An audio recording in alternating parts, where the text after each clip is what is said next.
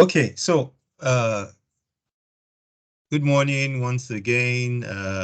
Well, for some people, good afternoon, maybe good evening, and you're welcome to day 2 of Pivot 1.0. For those of us that were not in the room for day 1, I will just quickly do an overview of the essence of this conference or event or seminar, however you want to look at it. And essentially, pivot means to turn or twist. I think we went over this yesterday. And the reason why we decided to put this together was essentially because in the last few months, weeks, we've had quite a number of people ask us about, or made their interest known, that on sort of making a shift or a transition in their careers, especially towards, getting into what we would say are digital based, if you like, careers. And so we thought we should bring a team of experts together, those that are actually in that space that can help guide us with very practical steps on how to do that. Yesterday, we had more of human resource, professionals and people that were more of practitioners, employers of labor, give us the perspective of what they are looking for in getting people into that space. Today, we have more of the, should I say, the technical experts that can actually tell us the actual steps to take to be able to pivot. Okay, they will tell us what certifications, because yesterday, and for all of us that are in the room today, obviously would be sharing with you the recording of yesterday. Okay, and so today they would actually tell us how do we actually do those things that were talked about yesterday. Yesterday, we were told get certifications, we were told brand yourself, we were told, have a plan and all of that. Today, we want to know what should be within that our plan. Where should we go? What sites, what certifications, what is the first step, and so on and so forth. So that's what we're going to be doing today. And I'll just quickly again go over how today is going to run, and then we'll go right into bringing up our first speaker. And so today we're going to what I'm doing now is opening remarks. I would have done some video recap of yesterday, but the interesting thing is that yesterday we had a packed house, and we ended up having a scenario where we ran out of time essentially. So today what we're going to do is we would try to be more conscious of our time and just get the ball rolling immediately. Okay, so from immediately after now, I'll be bringing up Peter Motoshaw, whom I'm going to introduce, when he's about to come up. After that, there's Stokes Fagbamigbe, who is set also, and will be speaking to us. Then there's Michael Olafusi, there's Ibrahim, and then lastly, Toye. I'm hoping that at the end of today, we didn't have the opportunity yesterday. At the end of today, we'll be able to have some sort of session with the speakers, who I think quite a number of them will still be around at the end of our discussion, and they'll be able to just help out with some of the questions that we may have for them. So the first speaker is going to be Pete Omotosho, who I'm going to introduce just now by reading his profile. And so this Pete Omotosho. Pete is an experienced agile coach, trainer, and consultant who understands the complex challenges facing contemporary organizations. He works with enterprises to co-create change and brings the best of agile and lean methods to clients. Would realize that yesterday some of our speakers spoke about, the agile space, the Scrum space, and all that as one of the areas where, we can pivot to take advantage of, future relevant careers. And so Pete is an expert in that area, and he'll be sharing his experience with us. He has over 20 years of proven professional experience in energy, telecoms, IT, financial services, education, government, consulting, and not-for-profit sectors. Pete is passionate about mentoring, coaching, and working with new and existing agile teams, growing teams to maturity, and liaising with non-agile domains within enterprises in order to embrace agile processes. Pete is the founder of Pete Lauren Consulting and is a vibrant member of the agile community, both in Australia and Africa as a whole. I would like us to give Pete a Pivot 1.0 welcome as he comes, unmutes himself now, and also his video, and then he gives us his presentation. Pete, thank you for joining us. We appreciate it. Please go ahead and take up, make your presentation.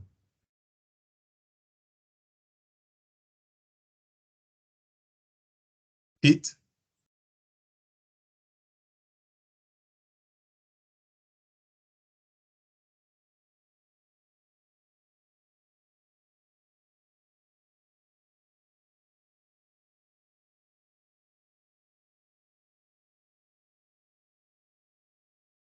Hello? Are you there? You are there. You should be able to just, your mic is still muted.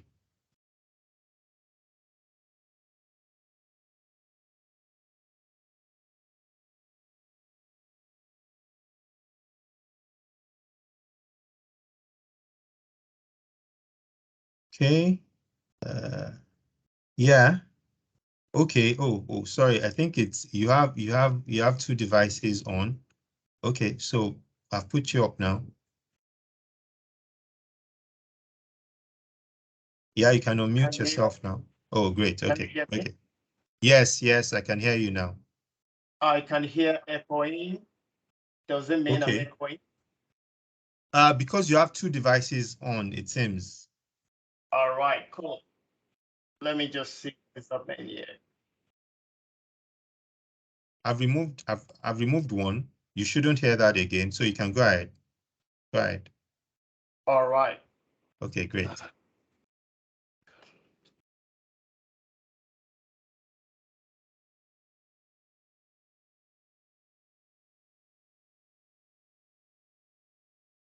Can you see my screen? Yes, we can. Yes, we can. Okay, cool. But I can still hear myself. What looks like echoing.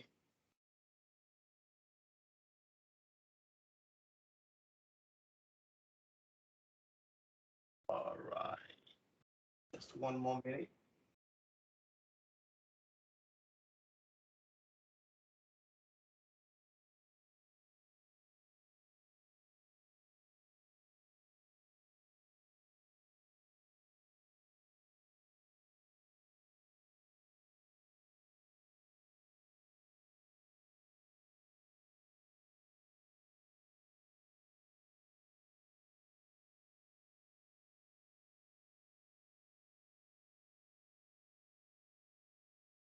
Okay, we can see you now. All right. Yeah. Okay, good. I'm back here. Okay, I think I'm just going to present that way, if that's okay. Now, I need to tell me if it's really bad over there. Otherwise, I'll need to start my PC and start it over again. What would you advise? Yeah.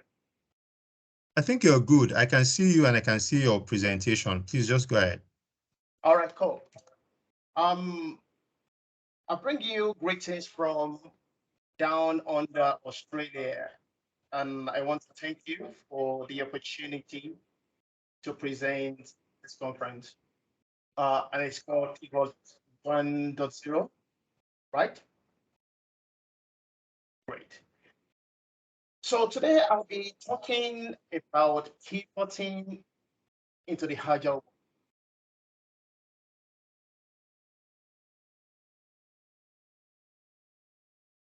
A little bit about me. I think you've done justice to that share, so I'm not going to dwell on this slide, but I'll just say that I work with an organization called Ignoring Consulting. This is really going back to me.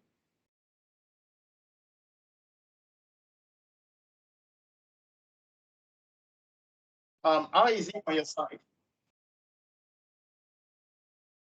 I think it's fine. I think Oh, it's fine. cool. I can hear you well. All right, Then cool. please, can you also give feedback?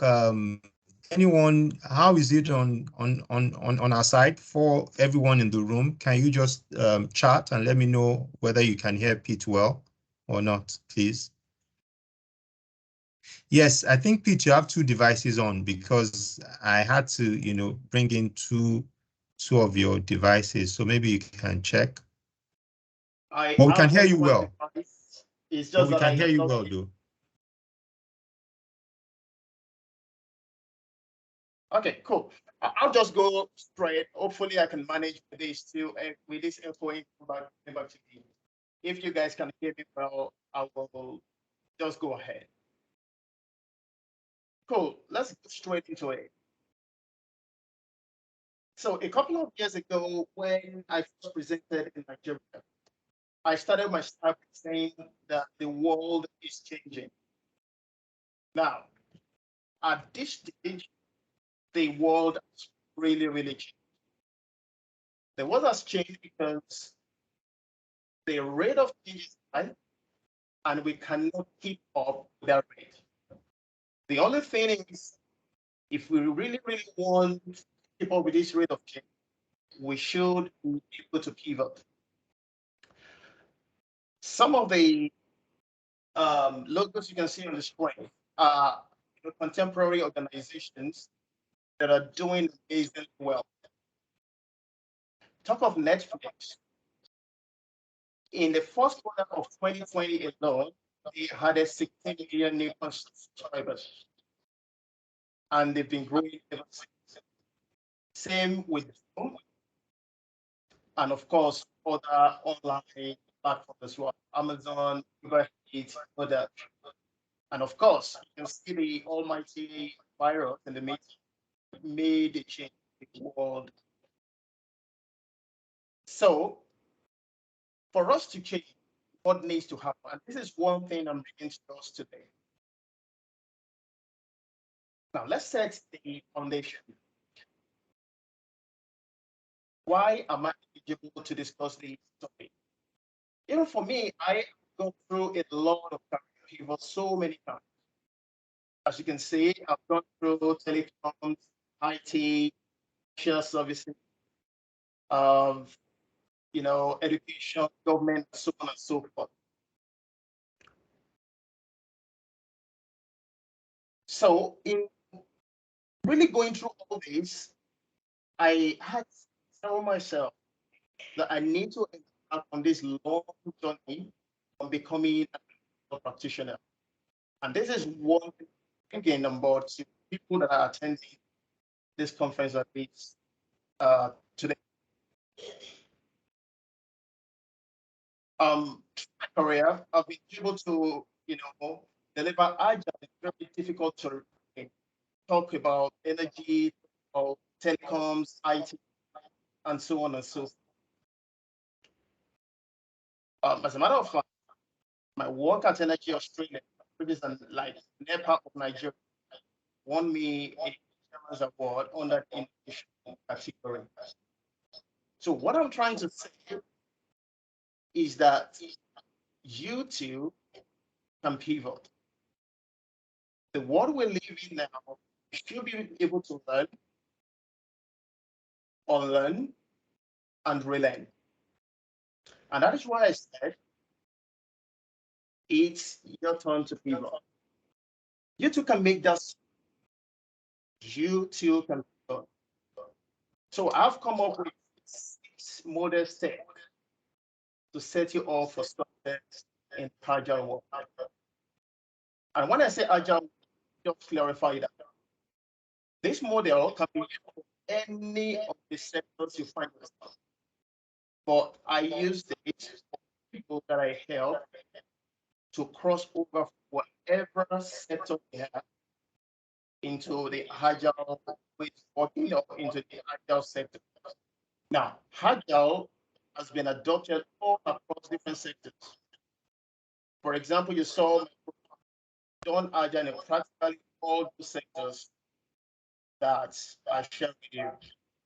So I help organizations, I help leaders to co-create the change that they need. So my 6-step model of setting up yourself for success in agile. Number 1, mindset. Then trading, applying your learning, mentorship, volunteering, and life learning. So if you apply these 6 practical steps, you can set up yourself for success in the agile world. Knowingly well that agile is not only relevant to our world today, it also pays very well. So it's financially rewarding, and it also you can also apply it to your life itself. Let's start with mindset. So every time I go into organization to really do my agile magic, I start with mindset. And I always say that agile is mindset. We're talking about the mindset of transparency, collaboration, of trust. The mindset shift that you need, that I need to really go to the journey of pivoting. So it's more like a foundation. Mindset is the foundation of going through the journey of pivoting. If you get this fundamental right, the sky is the limit. So it's all about asking yourself a few questions about the everyday. Who am I becoming by going through this journey? Or what am I going to do today that if I knock off work at 12 midday, I would say, yeah, I've done a lot. So those are the kind of questions that you're asking yourself. And of course, that foundation is based on the 4 values of Agile and the 12 principles of Agile as well. Well, today is not about Agile say, or this mindset is very, very, very, very important. Of course, unit training. And I've just taken this slide from the PMI website, which is the track of what we call the disciplined agile. And you can see that there are levels. So wherever you are, whatever point you are in your career, you can pivot. For example, in this particular context, anyone who is new to agile can actually start with a training called the disciplined agile scrum master. Some people will decide to start with the PMI ACP. That's the Agile certified practitioner. And of course, there are some people who already have some Agile background, and then they can go straight into the senior Scrum Master certification. Now, there are so many tracks. This is just an example. Training gives you the basic knowledge of what Agile is all about. If you want to pivot into other areas of business, other areas, other sectors, you also need training in those areas. Once you have the fundamental understanding of the concept, no matter what level you are, there is always need things like there is always something. I'm looking at time, so I'm just going to breeze through the. Of course, the third one is applying your knowledge. My fundamental advice is start from where you are. Start from where you are and look for opportunity in your domain. If you're currently working, propose new ways, of working at your workplace. Continue to share your knowledge, continue to act on your knowledge. So my advice is take action, do something small every day. Continue to share your knowledge. You don't have to share on social media, for example, if you're not comfortable to do that. You can look for a closed group where you can feel very secure and you can share your knowledge. The only thing I have you to do is take action and do something small every day. You can also look for people who can give you, feedback as soon as possible, as quick as possible, and in a super active manner. Now, this is very key. The fourth one is mentorship. Mentoring has been proven to be a good approach to help people achieve their full potential. I have a lot of mentors, and I'm a mentor to several other people. He actually produces or provides mentees with the support that they need, with the advice that they need, with the alliance that they need as well. It goes a long way of providing encouragement, like technically talking about positive modeling. So eventually, the mentees will benefit for a mentoring relationship that really flexibly focus on specific individual needs. In my case, my mentees really want to know so much about Agile, and then I provide that in a psychological, safe way. And there are some statistics on the screen which I think are very, very key, very, very important, and they tell us about how effective mentoring has been to be. For example, 79% of millennials really think the mentoring is critical to their success. And then we have seen that managerial productivity increased, and this is a statistical data that has been proven right. So managerial productivity increased by 88% when mentoring is involved. And when you compare that, only 24% with just training it. So training is not enough. Mentoring, training will give you key to people.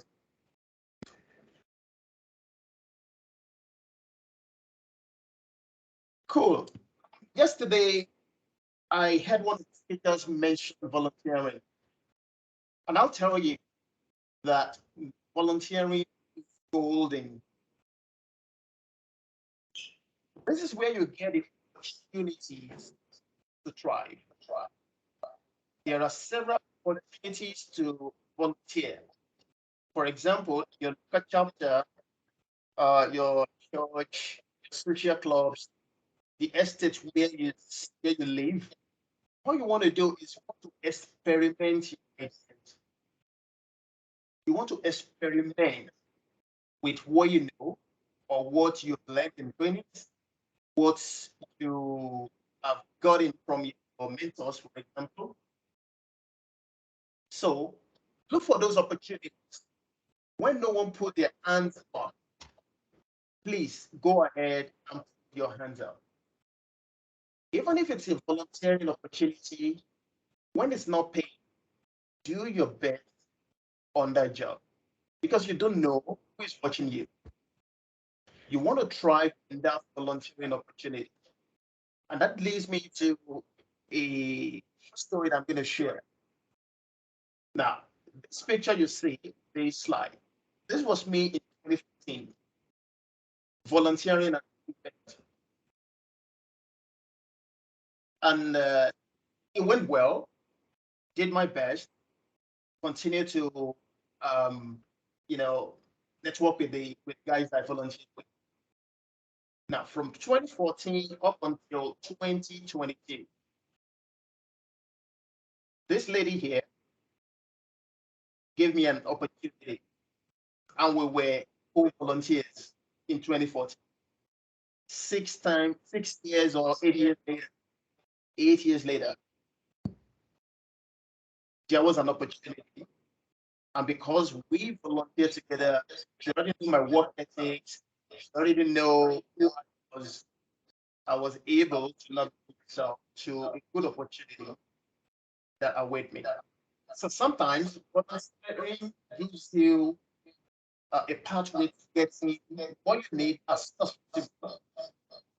Sometimes something that you have and then you can get on it later on in life. Like in my case, after 8 years, I was still reaping the dividend of volunteering. So if you have an opportunity to put your hands up, please do. Volunteering is never a wasted time. Now look for things that other people do not want to do. Tasks that other people do not want to do, and put your effort there and raise your hands. And that leads me to lifelong learning. You see, real learning gets to the heart of what it is to be human. Through learning, we can create ourselves. Through learning, become able to do something that we are never able to do before. Through learning, we perceive the world around us. We can recreate relationships. Through learning, we can expand our capacity to create. We can become parts of a generative process of life. So within every one of us, there is this deep hunger to continue to learn. So the question is, are you learning? And so we are talking about ongoing, voluntary, and self-motivated pursuit of knowledge. In my case, it's not about agile learning. And this is what I bring to my mentee. So lifelong learning is achieved by becoming a learning practitioner. You want to be committed to relentless improvement. You want to continue to promote the culture of innovation through learning. So you need to develop attitude of learning. And then we're talking about the culture of learning here, becoming a continuous learner. As a matter of fact, in the digital age that we have, you need to be able to adapt rapidly. Otherwise, you won't be able to keep up with the rate of change. And whoever is not able to do that, we ultimately face the same. So what brought you to the level of success you have today, we're not upholding. So technically as well, people are trying to really develop T-shaped skills, or what we call it T-shaped competence. That means you have the depth of knowledge. At the same time, you have the breadth of knowledge. You are not afraid to get your hands dirty in the things that you are not really, really competent in. All I wanted to say, get your hands dirty. Even if you make mistakes, make the mistakes early. And when you master the trade, give back. Give Okay. back. So these are my 6 lifelong, these are my 6, teams that I'm going to share with us today. And I just want to share that there are a couple of people that have gone through this model with me, and they have very good testimonial. People Okay, that have, great. Sorry, Pete, for cutting in there. We're sort of out of time. yep, Yes, but let me ask you a question, and maybe you can then. Can you hear me? yes, I can hear you. I'm just really getting a It lot of seems echo it from seems you have my another laptop. device on. Yeah, I Should I think so. remove that device? Should I remove the other device you have on? Yes, please remove it if you can. Okay, I've done that. Yeah. Hello. Okay, so it was Oh, because of that. Yeah. that was the reason. That was the reason. Yes, So I didn't I want. was hearing myself back, so that was why I was a little bit slow because Oh, sorry about that. So yeah. I've actually just removed that now, and in fact, even your audio is clearer now. Oh, can you imagine? So that Mhm. was the test of my patience. Okay, so let me ask you.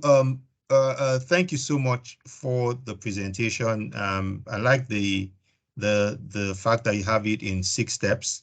Um, I don't know if anyone has. If we have questions, please put them in the chat room, and then I'll ask him. But I have 2 questions for you. One is you took us through some sort of journey, to get into Agile. Yep. What would you say is the most recognized? So if I know there are a number of certifications, you sort of focused on PMI, but what's the most, not just the most, okay, so 2, most recognized. So if Yep. if I were looking to get into Agile now, which certification should I invest in? Most recognized and also most, should I call it optimal? So I'm talking about recognition and cost and also Mm. time to achieve. So which one would you recommend? Okay, so uh, uh, so maybe you're balancing the factors of recognition, cost, and also ease of, yes, I think that's the word, ease of though someone may say the easier it is, the less recognized it's likely to be. But just balance that, which one would you advise that we go for quickly? And then the second thing is, you talked about mentorship. Are you available to mentor people on this call if they Mm. reach out to you on their agile journey to pivoting? So those are the 2 quick questions in 1 minute. All right, cool. I'll do that as soon as fast as I can. So certification. Now, it's hard to say this is the most recognized or the easiest. It depends on context and individuals. And that is why before people embark on the journey of Agile, becoming an Agile practitioner, you want to speak to someone that knows the road. If you look at my profile on LinkedIn, for example, I've got so many of them. And I only had 1 entry level, or 2 anyway. Every other one I have was because I needed it on the job. So if someone walks up to me, I want an entry level certification. What do I say? There are about 3 or 4 certifying bodies I will point those people to: Scrum.org, Scrum Alliance, and PMI. Scrum.org and Scrum Alliance, because the people that started that are members of the people that actually developed the Scrum or the Agile Manifesto. So it's well recognized. And PMI has been in the forefront. They are 53 years for crying out loud. And they have the discipline agile, which is very good. So those three are very recognized. But before you embark on it, I'll say speak to someone like me or someone that really knows, that has very, very good background. Mentorship. This is the core of what I do. I'm happy and open to mentoring people that really want to embark on that journey of becoming an agile practitioner, because it is, whoever is not agile at this stage, it's getting too late, right? So it's no more in the future, it's now. So if anyone who wants to really, really go on that journey, please connect with me on LinkedIn, and then we'll be able to have a chat. Of course, that will lead to the first question that you asked, which path to go to. And of course, information is free. The problem is people do not ask. Information is always free. All right. Thank you so much, Pete, for your time and for sharing from your wealth of knowledge. Hope you still be able to remain in the room in case we need to call on you later on. Thank you so much. We appreciate you. And yeah, thanks. I think that's all we You're can say. welcome. All right, great. So we just go on now quickly because we're sort of behind schedule. Yes, so you can see Pete's handles there, and we'll still share that with you, when we're sharing, because we're going to share the slides as well as the recording. So you can always pick all of this from what we'll share with you, but you can also pick that here now. So I'm going to go quickly and introduce the next speaker. Okay. And the next speaker is Tokunbo Omotosh, Tokunbo Fagbamigbe. All right. Tokunbo, you don't want me to put up your profile. I'm a very humble man, so I just like. No. But go on. We have to follow due process. Follow protocol. That's fine. I'll just get it ready. Okay. So put myself on cue. Okay, so let me just read it out. Since you can see your fine face already. So Tokunbo is an experienced technology executive with a demonstrated history of working in the computer software industry, skilled in system development, project plans, agile methodologies, software development lifecycle, and software development. He's a strong business development professional, and he led the Conga engineering team, ranked as one of the most innovative in Africa. Some of his previous roles include CIO at Conga, program manager at Google, project manager at IBM, and other technology and business roles at Royal Holloway, University of London, British Sky Broadcasting, and MTN Nigeria. Tokunbo graduated from Cranfield School of Management with an MBA, and also has a BSc Engineering Physics from Obafemi Awolowo University, Ile-Ife. Welcome, Tokunbo, to Pivot 1.0. So now you can go ahead in your humbleness.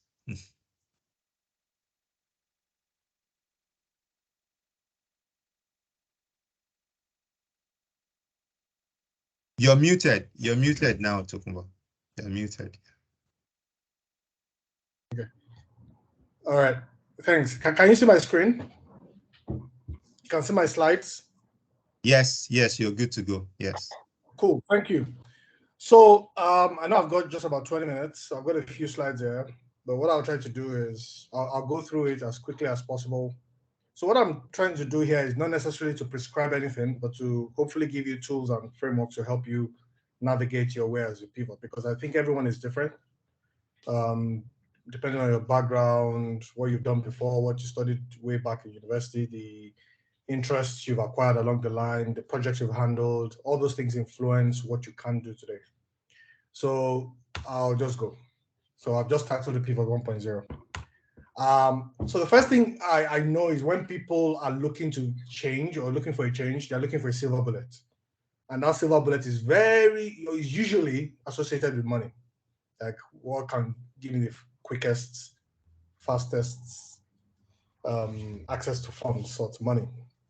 I know for those, I think most people are probably based out of Nigeria.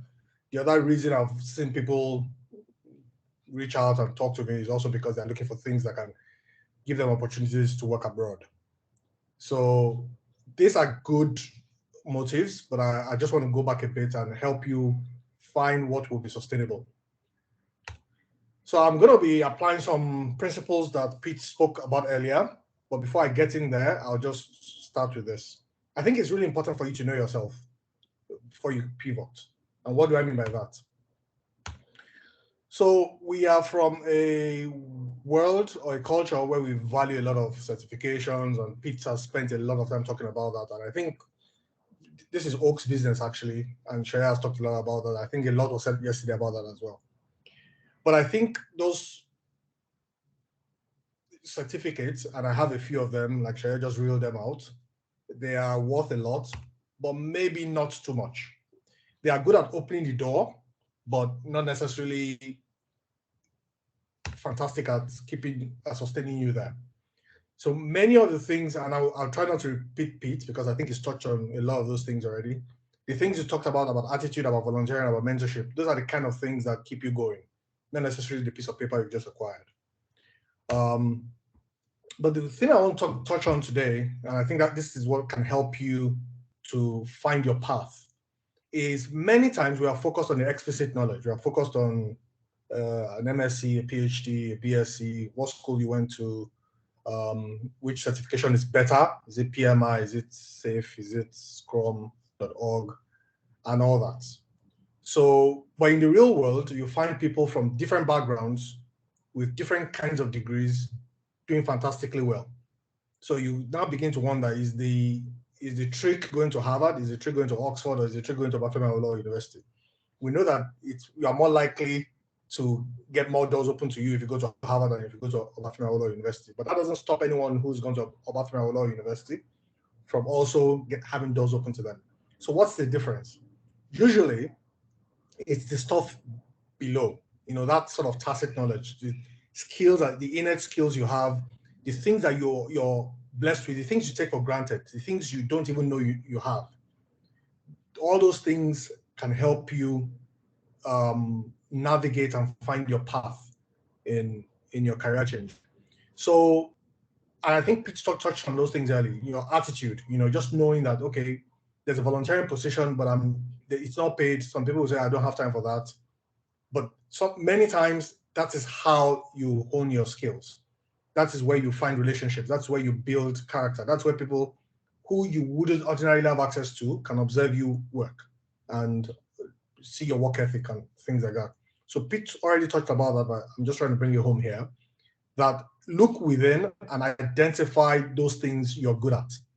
A few years ago, I was working as a software engineer at MTN, but I also used to coordinate like our trainings and all that. And then one person said, "Oh, I think you actually be fantastic at logistics." She just said logistics. So I started thinking about it, that what's this lady seeing in me that I'm probably not seeing in myself? And that was one of the reasons I went into project management, because I realized I was actually quite good at like organizing things. So my knowledge of technology plus that innate ability to just organize, to bring people together and all that helped me to find my way into project management from software engineering the first time. So I want to go down into like, what are those things that you should think, you really need to like think about yourself. What do people tell you you're good at that you probably don't even pay attention to, right? And these are all those things that can help you find your path, help you change your career trajectory, change the way you work and what you work in. So some people are just, whether they are software engineers or whether they are bankers or whatever, when maybe they're in church, for example, if they are asking for people to come organize an event, that the people they call to. So that's something you're good at. You may not even think about it.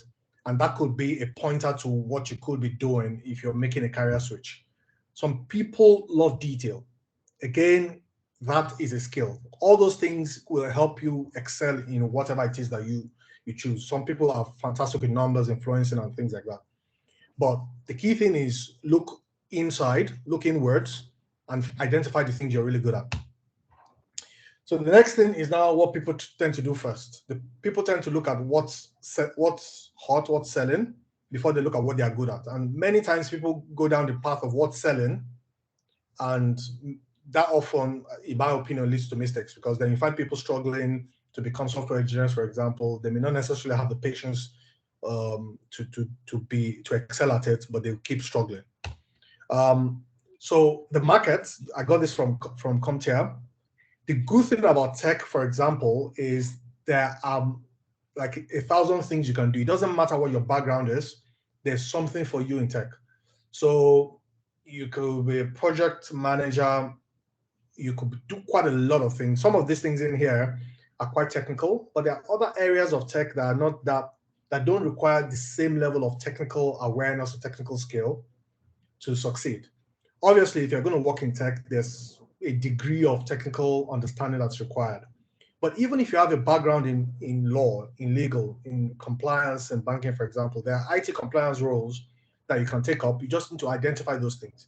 I can't touch on every one of them, and I think I'll bore you to death if I read what you need to do to excel at each of these opportunities. What I'll advise you to do is find yourself, Google, check out roles, find out what people are doing on LinkedIn, like Peter said earlier. Ask them how they got into it, why they did it, what does the day represent or involve. And I'll show you a mapping that we're working on at Dufuna. It's basically picking a role, and we're asking ourselves, what are the things that this person will typically have or will make this person excel? So for example, I want to pick a non-technical one. If I go to digital marketing, someone who's is not already a digital marketer but might be interested or could thrive at it will be someone who has all these other skills like social skills, intuition, curiosity. Maybe they are shy.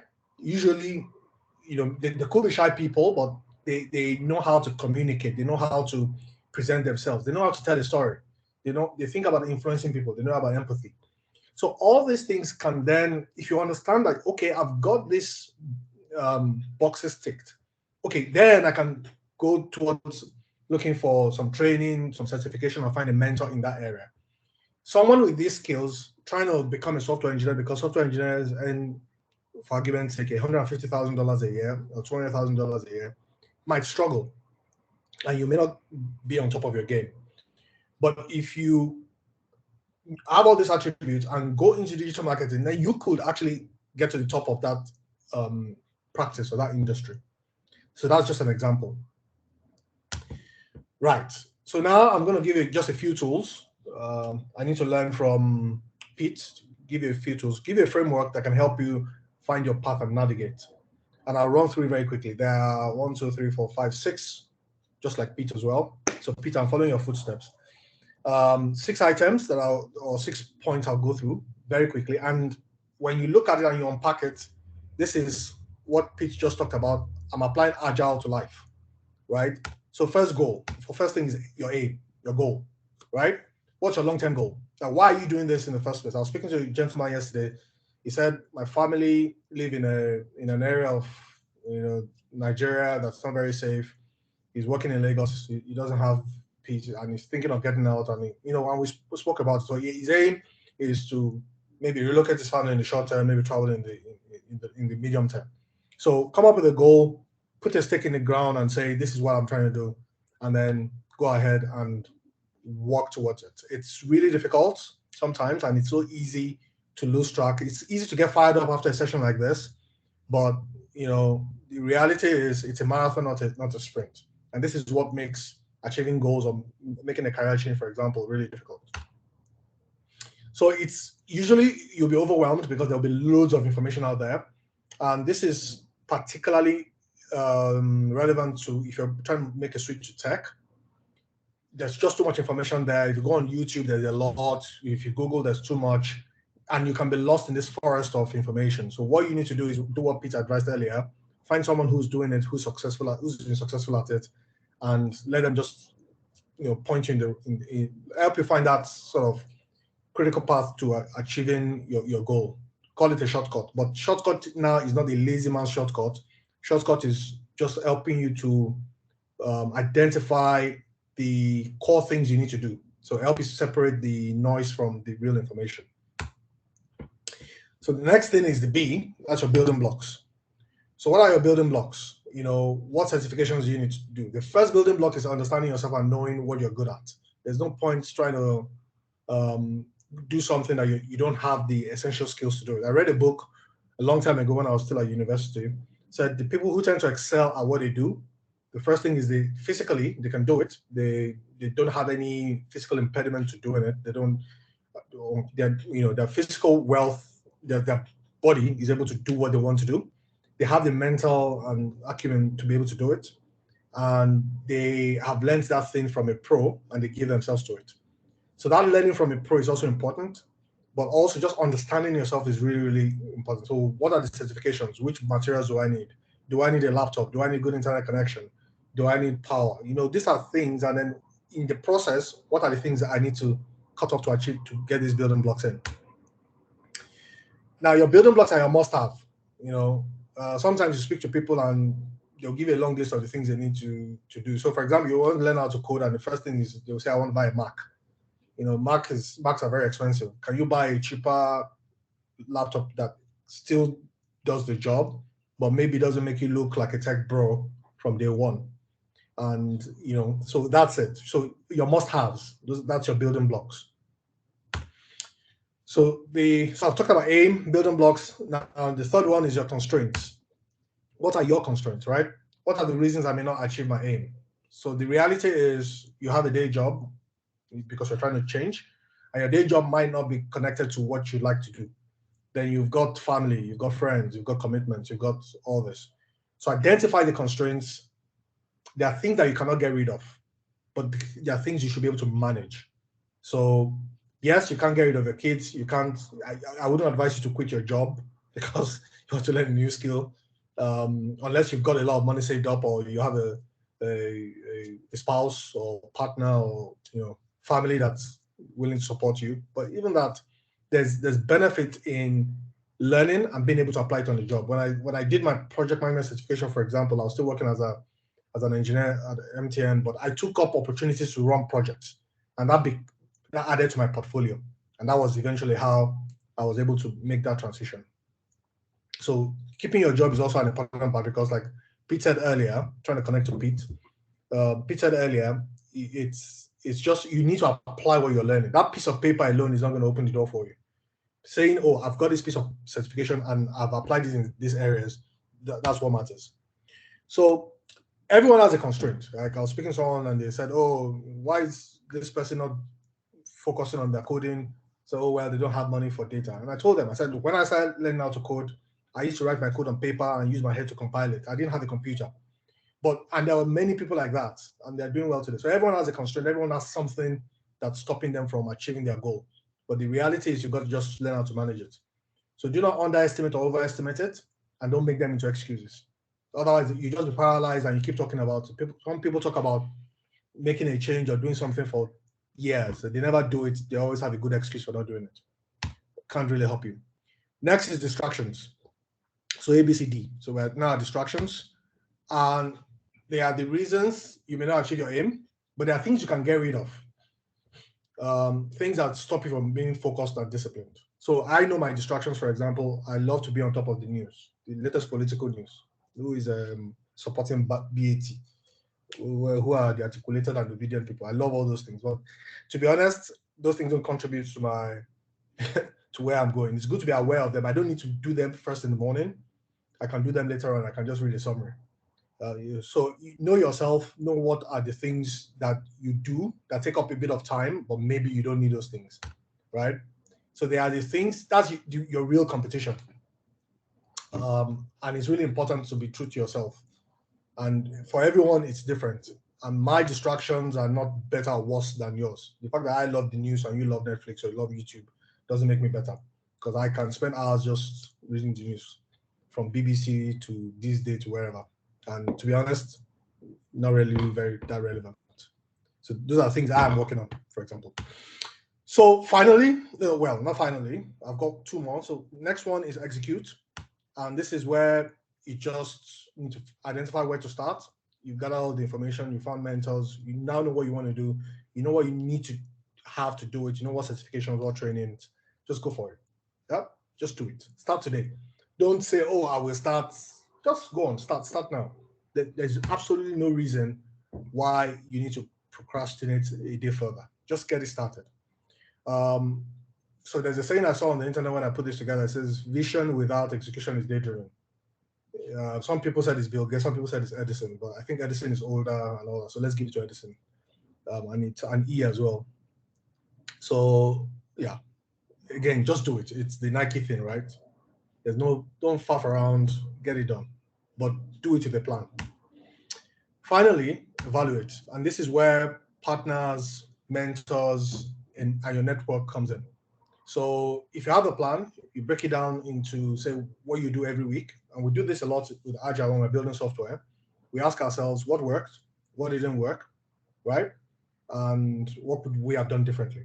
So it's really important as well when you're trying to make this change, find a way to take this goal to become a software engineer, digital marketer, boil it down, break it down, and so okay, these are my weekly sprints. So I've done a week of studying. Okay, what worked, what didn't work? Am I closer to my goal than I was the day before? So accountability is very important. In Agile, when we do Scrum, for example, everyone is accountable to their partner, and it's open and transparent, and this is really important. I know sometimes in some cultures, people will say that when you're doing something, you cover it up. You need to expose yourself to the relevant people. You don't need to cover it up. So in summary, that's the framework. Know yourself. Have your aim, have your building blocks, know your constraints, know your dependencies, execute, get it start ASAP, and make sure you have a way to evaluate. So, Share. Thank you so much, Tokes. I hope I wasn't I too fast. appreciate. You took more than your time, though, but Okay. yes, you did. Yes, Sorry. I think the time is just way too short. Before you even land, all of the time has gone. But it's great I think I'm presentation. on Thank 1 you minute very more. much. I timed myself. I didn't go. Okay. All right. So I don't know if anyone has questions for Tokes, but I have two for you. One is so you've worked with some very recognizable names both locally and internationally. So the first question is, how do I get in? Yes, you've given also all the things that are under the iceberg. How do you put it now? The ones beneath the surface and all that. Let's assume I have all of that. How do I get in? So I'm in Nigeria, I want to work, remotely, or what are those things that you have done, or how do I get in? That's one. Then two, you run an organization, Dufuna. How can Dufuna help us? What do you do, and how can you help us to pivot? So are there things that people can connect to with your organization to actually leverage on to pivot here? Probably training, probably, what was that thing now? Is it internship or what have you? Yeah. Okay. All right. So in terms of how do I get in, and there are certain principles I think that have endured time, but let me speak to what I know that people are doing today. So a lady that used to work in my team, she studied geography. She's a bit younger. I don't know what the age range here is. And she started learning how to coding towards the end of 2018. But she finished and she came through Dufuna, so she learned how to code. And then by 2019, she hustled, got her first job. So please note the keywords: learning, hustle. Get the first thing. The first job she found was as a tester, quality assurance, and a data project. And then she knew she wanted to get into software engineering. So what she then did was, again, the things we've already mentioned. Pete talk about mentorship. So she found a mentor who was already a software engineer, and the person happened to be working for me at the time. So we had an internship opportunity. So she applied. She went through the project. It was really difficult for her. Some people thought she got help. I said, well, as long as she's hustling. Anyway, she got into the internship, and then she worked for just under 3 years, I think. So yesterday was her last day. She starts at Microsoft in Dublin next week. She doesn't have the computer science background. She studied geography, went to IFE, But the key thing I think was finding, again, knowing that this is what I want to do. She had done her homework. She found a course to do. She came to us. She did the course. I wouldn't say the course what we taught her was necessarily the silver bullet, because there were lots of people in her class. If I was looking at the videos, she was even one of the quieter ones, but she stayed at it. Again, people are looking for quick fixes. They're looking for, I want to do a course, and in 6 months I want to work for Google. Yeah, I mean, that's highly unlikely to happen. I'm being serious. There are a few people that have done it, but it's highly unlikely to happen. So you need to learn to stay the course, build yourself, network, find people who are already doing it, and find your way into it. So that's one person's example. And and if it's remote work, it's the same thing. There are certain things you can do remotely. So digital marketing, I know people have done it. What people do sometimes is they look for, sometimes people work for free. They help people to manage their portfolio because people don't pay a lot of attention to pieces of paper anymore, the certificates. And this is what I tell people. So Microsoft didn't say this lady doesn't have a degree in computer science, so she can't work as a software engineer. If she's able to pass the test, she got the job. So, and I know a gentleman that used to work for me as well, studied chemistry at IFE, worked for me, left for another company for a while, now works for Facebook. So people make as a software engineer. So it's possible, but I don't think there's any silver bullet. Obviously, you need to do your networking, you need to ask people, you know, find mentors, but really it's about putting in the work. And sometimes this is the difficult thing when you speak to young people, because they are culturally, we kind of signal to them otherwise. Sometimes in churches we preach a different message, like it's, you know, it's quick. Sometimes as well, society, you see people saying God when, God when. There's no magic. Put in the work. You're on mute as well. Okay. Yeah, did you speak about Dufuna? Right. So Dufuna, what we do is we take people, help them either transition or get into tech. So we have some training programs. We have training programs in design, in product management, and in software engineering. And we're also going to be doing things around quality assurance. So you come in, you take a course, and while you're taking that course, again, because we understand the marathon effect, we just observe you. So when we see people who are promising, who are consistent, who are showing up all the time, we pull them into like call it a finishing school, almost like a holding pattern. So we spend a bit more time grooming them, mentoring them. So just last week we had an opportunity with a German company to train. They're trying to recruit in Africa. So we advertise internally, hey, we're looking for people who are willing to take up Java. So all these guys showed up, about 25 of them showed interest, started the race, and along the line, they started dropping down one by one. Because again, it's not easy, right? 7 people eventually made it. So 7 of them are going through the mentorship program now with the German company. And if it all goes well, a couple of them will make it into the job. So, and we do the same for a couple of US companies as well. So we have some paid courses, but we have scholarships. So really, you can just go to dufuna.org. We advertise scholarships every month. You come in, we are then also helping with our finishing, getting young people specifically, but it doesn't really matter if you're young at heart and you used to be CEO somewhere, but you don't mind being humble and take a few steps back because you want to get into tech. We're happy to support you. So I can come and join. Absolutely, we'll take you willingly. All right, thank you so much. Thank you for your time. I know you have to run, but I'm sure we'll get in touch. You know, people on the call will get in touch. Though you said dufuna.org, what you have up there is dufuna.com. Both so of them I guess there's been a change. They lead to the same. Okay, then. Okay. All right. So thank you, Tokunbo. Thank you for your time. Thank you for sharing, and thank you for the ABCDE raised to power 2. Okay, and we'll definitely keep in touch, and I'm sure the guys on the call will keep in touch. All right. Thanks a lot. Enjoy the rest of your weekend. Thank you. Bye. All right. So at Pivot, because we have so many people to speak, we can't take a break. So we just need to move on to the next speaker quickly, except anyone has a question or a comment, then I'll take that before we move on to the next speaker.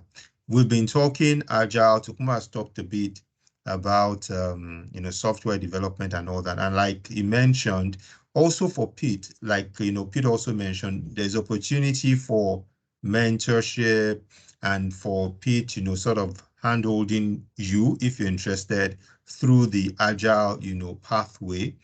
Talks and Dufuna can handhold you through coding and similar pathways. You mentioned product management, you mentioned software development and all that. So if you're interested, please reach out to them. Like I said, would share again their contacts for this. The next person that would be presenting is Michael Olafusi. Now, Michael is focused on, I know a lot of people ask about data analysis and all that. Michael is a guru in data analysis. Sorry, I thought I was sharing the slides there. Yeah, so we have that's Michael, the handsome young man. So Michael Olafusi is a financial modeler and a business data analysis specialist. He's a certified advanced financial modeler, AFM, a chartered stockbroker in Nigeria, and a member of UK CISI. He's an 8-time Microsoft MVP, that's most valuable professional, who has an MSc in financial engineering, an MBA, and a BEng in electrical electronics engineering. Michael consults for multinationals across the world at an $85 per hour rate. Michael, I don't know whether you can afford this, but it's okay. And is often booked fully for months. Michael will be speaking on pathways and opportunities for data analysis locally and globally. Please let's welcome Michael Olafusi to Pivot 1.0. Michael, good to see you. You're welcome. Good afternoon, sir, and good afternoon to everyone. I hope I'm audible and I'm also visible. Yeah, 100% audible and visible. Yeah. Okay, so I'm going to start my timer and also share my screen. Please, sir, can you confirm if my screen is also showing? Yes, it is. Okay, yeah. so I can start running. All right, so good afternoon to everyone, and it's a pleasure to be presenting to us. And as you can see on my slide, I'm talking about how you leverage data analytics skills to ignite your career. So the key thing is that I notice a lot of people when exactly what I call him Mr. Sheye, so I will keep using that. It's too late to change. So according to what is mentioned about people always, asking about data analysis, I think the appeal is due to two things. Number one, it's a globally in demand skill. So a lot of people doing international migration. It's one of those skills that they just always see that there's a ready market for outside of Nigeria, and also maybe for people trying to pivot within the country. And then the other thing is kind of doesn't actually require as much technical, you don't need to be a programmer. So there are those are the two things that makes it a very appealing way to move into digital technology, because you don't have to be a programmer, and then the skill, you don't have to be certified too. You don't have to, unlike medical things along the health line, or some fields where you have to be registered with the local certifying body. Data analysis, as long as you have the skill, you can be hired right here in Nigeria and be moved to another country. So I want to talk about the wrong approach I see people take to it, right? We talk about leverage. When you talk about leverage, it is something using something else as a leg up to another level. So if you look at the slide I have, I'm trying to depict that, everybody is trying to get to that crown place, where you are earning high income, globally in demand, right? I've not seen anybody who was not concerned that what they are doing, even if they are earning high income in Nigeria and they are top of their skills, people who are not, making money by cutting corners, they always feel worried if they see that the skill that they have is going out of tune with what is globally happening. That if they leave Nigeria, they're like useless skill wise in other countries, maybe because what they are using is out of date, the technology, the approach, and all. So everybody wants to be globally in demand. That I know. Maybe not everybody is thinking high income. You might be lucky that your income is high enough, and or maybe you are that contact person. But still, again, it's a nice thing to use as the crown, as where everybody would like to be. But what I notice is some people, they think of it as like, if I'm moving into digital technology, if I'm moving into whatever space that I think will get me these, I need to start afresh. Like, I need to leave whatever it is I'm doing, whatever skills I have, and start from 101. If it's programming, if it's agile methodology, professional uh, consulting, or whatever space you are moving into in that uh, project management area, people always feel like, I need to start from scratch. I need to, like, forget about whatever I have now and start from scratch. I have good news for you. The good news is, not only is it that you don't have to do that, I also think it's the wrong way to go about doing. As long as data analysis is concerned, I don't know about other fields, but if you are trying to get into data analytics, or you are interested in using that to achieve this crown stage, then you don't have to let go of whatever you know, right? So what's that right strategy? The right strategy is, just so that you can get the two side by side, I've put them on one slide. Maybe I should make my PDF presentation. Kind of like PDF sometimes, because I don't want to have to worry about animation. In my PowerPoint now, I have to be careful the animations are aligned so that it doesn't come up wrongly. But see, this is you, right? We want to get to that place where you're able to move from here to any country, and you get even a better job. Why? Because of pay grades. You will get the kind of job that you have qualification for, not that you'll have to go and start your life all over, because your skills, what you have, is not globally in demand. And then number two, everybody always wants to be, you want to relatively be getting a good pay, right? So high income is relative, but still nobody says they don't want it. So are you going to ditch everything and start data analysis from scratch? You can say I put an X around it. That's not the right way. If you are, as I'm talking to you, if you're asking me, I'm going to tell you emphatically that no, don't do that. Why? Two reasons. Number one is that you make the journey harder for yourself.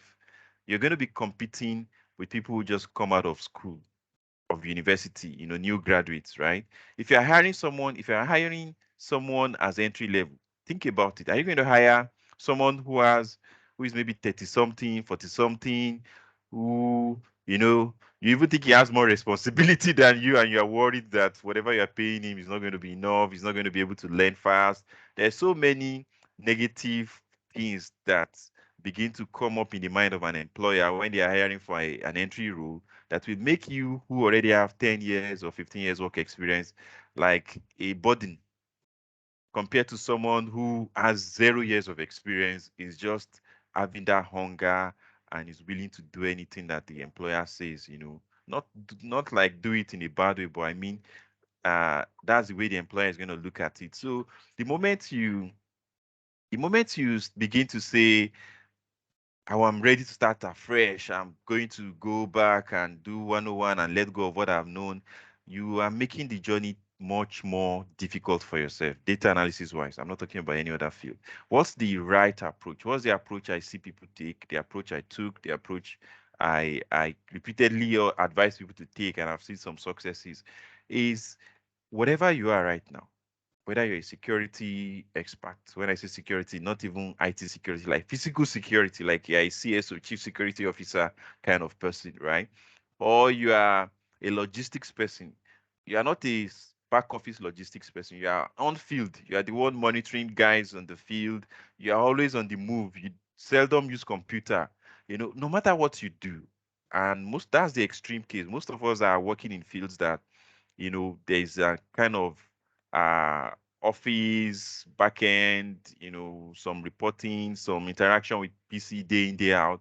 So I'm just saying, no matter what you do, you take that your domain knowledge, you take your current expertise, you take them as an asset that you add data analysis skills to, and then you go into that new job opportunity, or there are some niches, that's what we call them. There are some niche that is what they are looking for.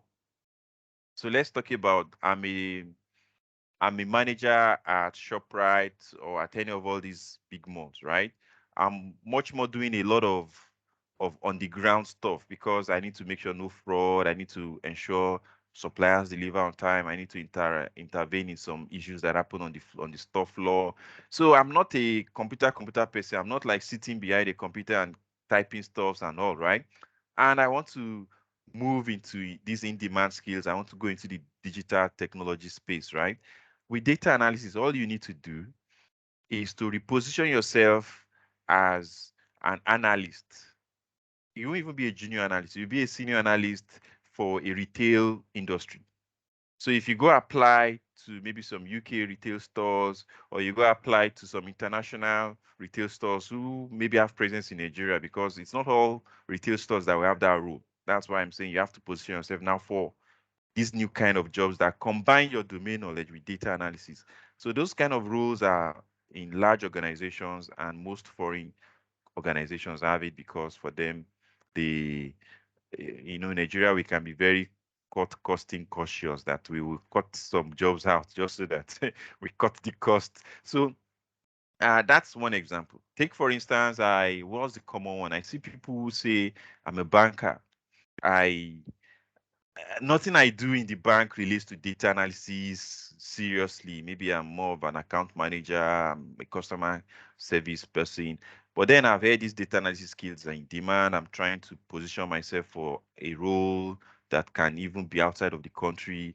How can I? So again, the same thing. That's your banking knowledge, right? You don't have to discard it and start going to compete with 21, 22-year-old people to get entry level job. Not only will you be at a disadvantage, even if you say you want to intern. I would rather hire an intern, no pay. I would rather hire an intern that I'm not paying that is 21, 22 than someone that is 35. Because it's just natural, I will feel sad that I'm not paying you. There's so many uneasiness that come with that decision compared to just hiring someone straight out of school and justify that he's learning, is paying the price. You two did it when you are. So I'm trying to let you know that not only is it that you starting afresh is the wrong way, it will make your journey much more difficult. So take whatever look for people in that field that have matched it with data analysis, and then find what role they call it. If you don't know what the role is, most of the time there's a change in role. So if for those in I've talked about retail. You see analyst roles. Anytime you see analyst roles, it's always involving data analysis. If I used to work in what's other common ones I've seen people talk about, I've even seen people in project management too who maybe want to move into data analysis. Let's talk about the much more common HR.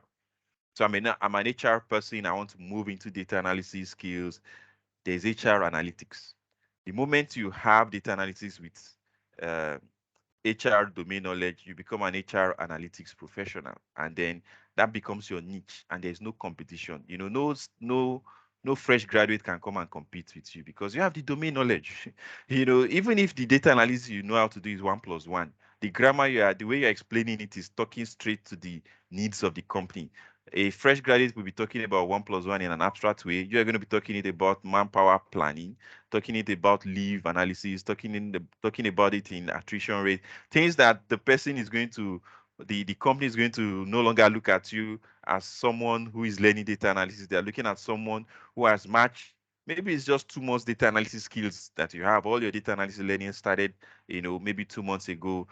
You see that you are no longer, they don't think of you as 1 year experience. They think of you as that 10 years experience you have in HR. That's what they still look at you as. So point I'm trying to emphasize here is always find a way to combine what you are right now with the data analysis skills you want to get. And oh boy, your journey is going to be a lot easier. So and then let's talk about the right markets. All right, I am XYZ, and I might be also a fresh graduate. It's just that pivoting means you are doing something and you want to pivot. So that's why I'm doing this as and focusing on people who are already in a field and they want to pivot into digital, tech and have all these high paying in demand jobs. So how can you begin to tap into the job space, right? You can, the easiest one is you can begin to freelance. What do I mean by freelance? The speaker before me, trying to remember his name, uh, Mr. Toke, I think I got it. I don't know if I got it correctly, but he mentioned that when he Tokumbo. was doing it, okay, Tokumbo. yes. So Mr. Tokumbo mentioned that while he was working full time as an engineer, right, and he was learning project management, he was also trying to get projects on the side to do so that he can begin to have a portfolio, and I'm sure he's probably even going to be charging for some of the projects. So you are getting both, you know, portfolio, work experience in that domain, and at the same time some income, so that even when you decide that you're going to jump the ship fully, leave whatever you're pivoting from and go, head, shoulder, legs, all of you dipped into the new field, right? You are not like jumping from like a three-story building all the way down. What have you done? You've already been climbing down the stairs gradually because you've been feeling yourself through the process. You probably will reach out to some of the clients you'll be freelancing to and start work for them full time. So there's the full time. Freelancing can guide you into that. And for people like me who what I chose to do was to be a consultant. I was also, if you see my profile, I did BNG in electrical electronics. I started my career first as a telecoms engineer. I was a radio access engineer, base station subsystem engineer, doing cutover for Etisalat sites across Southwest and the Southeast. So I was more like a field engineer to some extent, a mixture of, I was doing nothing data analysis. Then, okay, I moved to Airtel. Then I was doing data analysis with Airtel as a job role called MIS Business Analyst. But the key thing I even want to bring out of it is when I decided to go fully into data analysis, I chose to do a consulting, to be a consultant. And for me, it was just I just love I love Excel at that time. So I wanted to keep doing Excel. And I saw that people who do Excel fully, they who enjoy it were consultants. People who do it fully in companies is either you will not get promoted because at some point you should be the one supervising those who should do them. You start making decisions and doing less of the grunt work. But I loved the grunt work part, so I decided to go into consulting so that I can keep doing the grunt work without thinking of it. I'm going to hit a promotion ceiling. So different reasons. Some other people, it's because they like the flexibility to work for different clients. You do one project to move to another one. So what I'm trying to say is that's another pathway. You can decide to be a consultant. There's no MSc for consulting or BSc for consulting you have to get before you become a consultant. All you need to do is just, say you're a consultant and you're a consultant. It's one of those miracle things. You just say it and you are hit. Another one is you can be a trainer. Some people like to teach. Most people who keep their full-time job, this is what I see them do. So they do freelance projects, and also by the time you start doing freelance, some people will call you and it is training they want, not a project. They want you to come and upskill some people. Maybe they are some of their new hires or train. So you can also be a trainer, right? And training, if you see in all these things, there's global, there's local. You can train all what I'm saying, you can do them globally and locally. I'm going to tell you some of my own personal secrets. Then also, you can decide to build products. I build templates. Product might be difficult with data analysis, but if you are in some other tech space, if you're into programming, you can build products. Most of the software most of us buy, I buy a lot of software. Sometimes it's by people who are working part-time. That's not their day job. They build that thing on the side and they're selling it. You can be an hobbyist. Some people, they just the same way you see most of the people at church in the choir, they are doing this as on the side and they enjoy it. They will cancel things at work so that they will meet practice, and that's how much they enjoy it. And some people are able to also maybe go play for another church or event and get money from it, but that's another thing. You can be a coach. And all what I'm saying is that there are so many ways to begin to earn money from it. Don't always think it's only one way, full time. I'm a consultant and sometimes I earn more than people doing full time.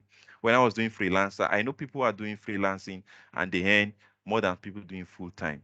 I know people who are hobbyists, but hobbyists most of the time maybe they've retired or they just don't want to do it full time is why they're doing hobbies. Coach and trainers and all of that. Okay, so I have 3 more minutes. So the other thing I need to let you know is for us, unfortunately, our environment affects us a lot. If you are being paid $500 5 years ago, you will be among the low earning people among your friends, kind of. That same money now is not the same. Let me even say, if you are being paid $1,000 in 2012, $1,000, because I was in that kind of situation in 2012, 2011, I was being paid by Airtel in USD, and it was around that amount. And I was complaining because it was like 120 something, 130 something thousand, or was it? It wasn't up to 150. Now, the money looks big now, even though that's like 10 years ago. Why? Because that's almost 700K now. So sometimes you want to key into those jobs where the earning is in a relatively high amount. And unfortunately, Naira doesn't give us that anymore. So you want to, and Nigeria is crowded, I tell you. When you get applications as an employer for jobs, you will see people with PhD, 20 years experience apply for roles that, by pay and everything, it should be for people with 2 years experience, because there's so many of us, the opportunities are not so much. So you want to leave a crowded environment to one where, you start feeling more at ease and you sweat less for the same result. So think of it, for most of us, it is getting a job that either with an international company or where your pay is not, they are not using Nigerian pay scale to calculate your pay. Whether you're a coach or a trainer, a consultant, is the same thing, not just full-time job. So, like people say, I stole this thing from this place. So that's why I put the link. Some basketballers that are known in America, and they just move to Europe and they become superstar. Why? Because less competition, so it's a strategy. And to wrap it up, this is me, and I'm just saying this not to feel big, but just to show you evidence that, and actually all this money goes to a lot of extent because I also work as a company. So, but if I know people that all of this goes into there, they're not paying anything. And what am I trying to say? You can work on platforms like this. This one I'm showing is from one of the platforms, and you're getting paid that $85 per hour that I put. No Nigerian company pays for my service $85 per hour. The conversation, it doesn't end there. They will just like I'm in tune with reality, out of tune with reality is what they will summarize, or maybe I don't want to work for them. Nobody ever agrees to that, but that money is not unheard of on all these other platforms, and that's why I'm able to earn it without so much issue, right? And you just make sure you put yourself up on all these platforms, right? Forget about Nigeria in terms of the way people will perceive you. Pick the jobs you can do, right? And I bet you they will pay you whatever you're asking because they are used to paying that kind of money. And that's just it. That's all you need. It might be tough to get the first one, but you just make sure you have a presence there. When you get the first one, more we keep rolling in. And that's the end of my session. So please make sure that you don't start from ground zero. Take what you have now, add data analysis as the leverage to help you get to that place. Then position yourself in areas where the competitions are less for you to get the kind of money and whatever opportunity you want. And I'm presenting these platforms as one that I have used that you can easily use too. So thank you very, very much. So Mr. Shaya, over to you, sir. Maybe I'll just leave this slide up in case anybody wants to copy the Michael, platforms. please, this slide that you are putting up, I don't like it. This last slide, yeah, Okay, let me put harassing this our one. sensibilities. Okay, I'm going to. So, of Okay. course, the question would then be, so yeah, you do data analysis, and I can see $68,000 there. So what the key thing will be, how can you help people that 62? Okay, sorry, I did 62, 68. Okay, how can you help people to actually, and I like the idea that don't start from ground zero. So if you let's say you are even someone that does training, okay, so build data analysis on that and probably get an opportunity in that space where you can become a data analyst in a training space or what have you. So, but how can we then begin that journey? Is there a training? Is it somewhere online? Is it, how can we begin that journey? What do you do first? Is it a 1 month training? Is it a 2-day training? Is it Excel? Are there some other tools, softwares that you need to learn to then begin to say, I'm a data analyst? Okay. Yeah. And the answer is very, very simple. The first data analyst job I did for a US client and paid in dollars. It was simply he had a table of records and he wanted me to do graph on it. That was it. It was graph I did. What's there in a graph. So what I'm trying to say is that whatever you know, even if it is 1 + 1 that this divided by all the basic arithmetics, there is a job waiting for you. There's someone who does all he needs. So there's no like I need to be SS3 level or 500 level, or I don't know what we are used to in the educational sector that sometimes some of us carry over into this freelance and job space. Where you are right now, what you do right now, that's why many people, they just leave Nigeria, go to another country, and they don't have new skills. It's a skill that they didn't even use in Nigeria that they're using to end. So the thing is, don't make the bar too high for yourself. What you have right now, use it. Then good to try to improve on your skills. You can take trainings, but I'm just saying that not necessarily tied to the trainings yet. But yes, it will help your confidence. So take trainings. If you have money, I would say take structured class trainings so that you have a structure, and at least you can say you have a certificate and a training that is well structured by someone who knows what's talking about, someone who's walked the walk. That will give you a huge confidence boost. Then if you don't Yeah, have, so if I sorry, Michael. What I was asking is what kind of training? You just said data analysis. Is there a training called data analysis training, or is oh it okay Excel? Is it yes? oh So okay that's what I'm saying. Yes. oh okay So so where do I start becoming okay a data analyst? Where do I start from? okay so for when you are hired, right? Typically, companies will hire you based on tools.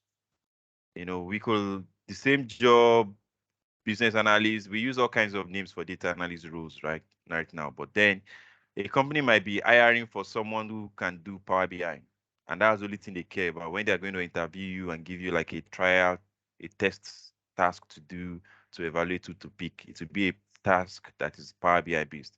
Another company can be looking to hire someone in the finance domain, financial analyst, someone that will do data analysis on their financials, and it's Excel they use typically for that one. So depending on your domain, if I am a finance person, then it's Excel you want to go and learn, first of all. That's the one that open doors for you quick and really easily. If I'm an HR person, Excel and Power BI or a BI tool, any service BI tool, Power BI and Tableau are the most referred to. If I'm into maybe I'm in supply chain, but I'm in the programming side of supply chain, you might want to learn Excel and Python. If I'm a developer, sometimes we have some developers who they like data analysis, even though developing might give them more money. But for them, for someone who's a developer, it's not even Excel, it's Python, and I would have said R, but R is more for academia. If I'm in the academia space and I'm doing stuff in research space, NGO space, it might be R. So the truth is, it's always a tool, right? That's what the companies are using, a tool. They are not looking for someone who will solve it on paper. So you now need to find out the kind of jobs I'm going to apply for based on my domain and what I want to, go into, and the kind of tools they ask for. That's what you go and do a training in. So if you do an Excel training, we'll teach you data analysis in Excel. If you do a BI training, it will be data analysis in BI. You might be doing the same kind of reports, but the tools will be different. So that's the reality. It's always tied to a tool. So you must learn it within the confines of a tool, but then you have to pick the tool Okay. that aligns with the kind of job and an industry you want to Okay. work in. So so I have two questions for you. There's someone who is a safety practitioner, HSE, who is asking, so what data analysis should we do in safety? And then there's someone asking if you're available for mentoring, hand holding people through this path. Yes. Okay, So great. two So questions for you. for the safety person, unfortunately, the person asking the question will be the person who will have the real answer. So remember what I said. there is no domain you can't mix data analysis, right? And it's for you to look at in this my safeties field. I always say look also at international organizations also to look at what roles am I seeing in that space that has an analyst append, is it what we call it, when this or suffix where they had a role and they put analyst at the end. Whenever they put analyst to a role, just know it involves most of the time data analysis. So it could be an HSC analyst. I don't know what names they could call it in your own case now, right? Then you now look at, okay, I've identified that there are some people in my domain that are called HAC analysts or something analyst, but you know it's in your domain. You now go check what are the for job offers in that role, what are the things they ask for. So from there you might figure out what tool. Is it Excel they're always looking for? Is it Power BI? Is it HAR? Is it something else? So it's from there you figure out what tool they're usually looking for. And so as you are learning your data analysis, you are making sure that that tool, you must be able to tick it confidently that you can use it correct, that you have good competence in it. So that's one thing I have not. I don't know of anyone that I've worked with in the HSC space to be able to give you a practical example, but I know that all multinationals, especially all these NGOs, UN, and these, they have a lot of HSC guys that they need to do reports, they need to do analysis, they need to do planning, risk management, all these reports you see where USA is categorizing one country as red. Or, who do you think are doing these analysts now? Even FBI, that's why they call them analysts. There are some rules that are they. What are you doing? You are looking for patterns within data. You are gathering security data. Oh, INEC too. I did a training for INEC, and they have analysts that is into security. They are evaluating the security risks across all the states, and they are doing charts. That they are creating frameworks to label things as red spot, yellow spot, green spot. So there is a whole lot of things happening in that HSC space that involves data analysis. And if you don't have it, you will only be able to talk stories. You only will tell people, I used to work here. I used to, I know how to interview somebody and get the truth out of him. Well, that's old school now. You should be able to also be able to look at data, be able to match data and see things that you don't have to be talking to 10,000 people to get. So yes, there are, just for you to check for similar roles. Okay, am I available for mentorship? The humble answer is yes, but then there's the reality. The reality is I'm running every day that, even my own team that, so I also run your biz edge.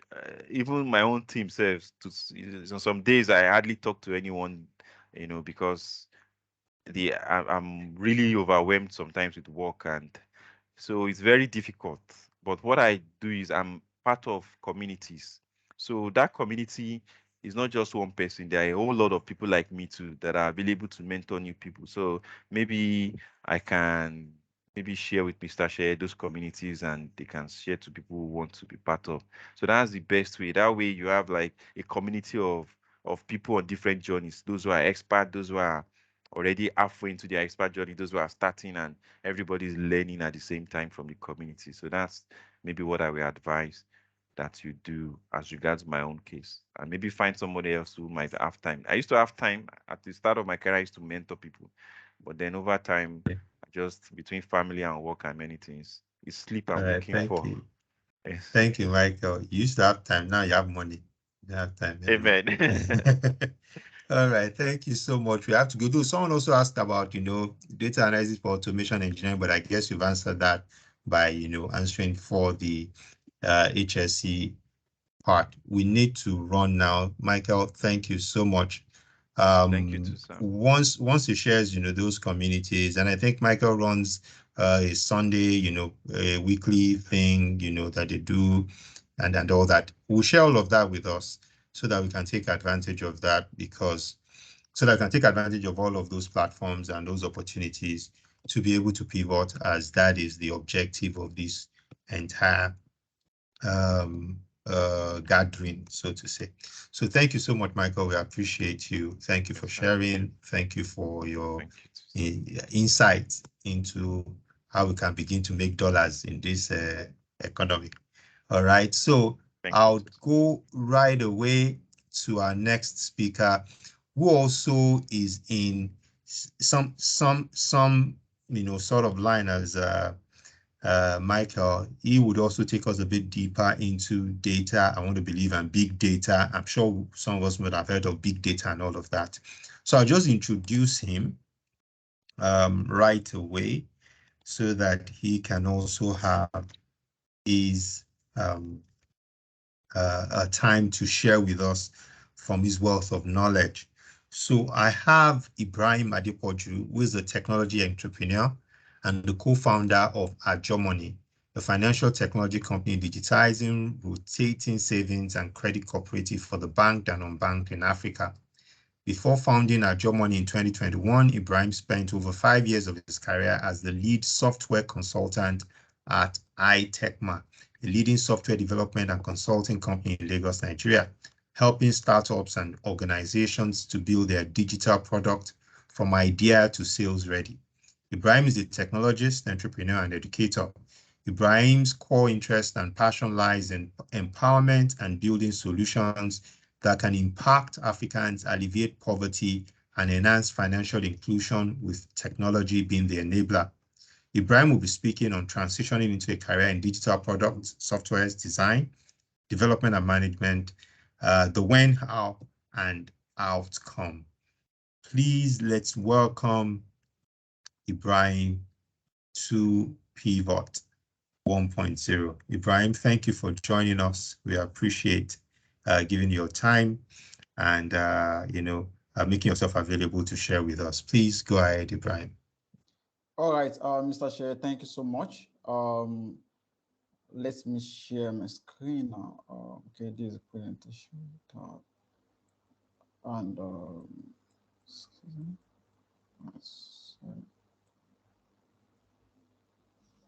Okay, yeah, thanks so much. I'm very sure that I'm audible enough and everyone can see my screen, Mr. Chair. Yes, you're good to go. Audible and screen, yes.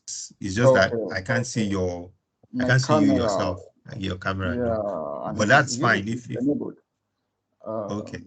I really don't know what's happening. It's enabled. Yeah, but you can go ahead. We've seen your picture already, so maybe when it comes up. Okay. All right. I'm using an but external hopefully webcam, it will come up. Yes, soon. Yes. All right, sorry about that. Thanks so much. Well done, Mr. Sheye and Pivot for the conference. I've really been learning a lot, even being a speaker in this event from all the people that have been speaking earlier on. And I see that everything is like something that's very synonymous and can easily, be combined together to build a full knowledge around the domain of pivoting. So my name is Ibrahim Adepoju, and this afternoon I'll be talking about transition into a career in digital product software, design, development, and management. So I have two engagements at the moment. I'm more of an entrepreneur now, and I have a product which is Ajomoni, and iTechma, which is a consulting company. And the focus of this presentation is going to be very simple, and we'll be looking at what digital products are.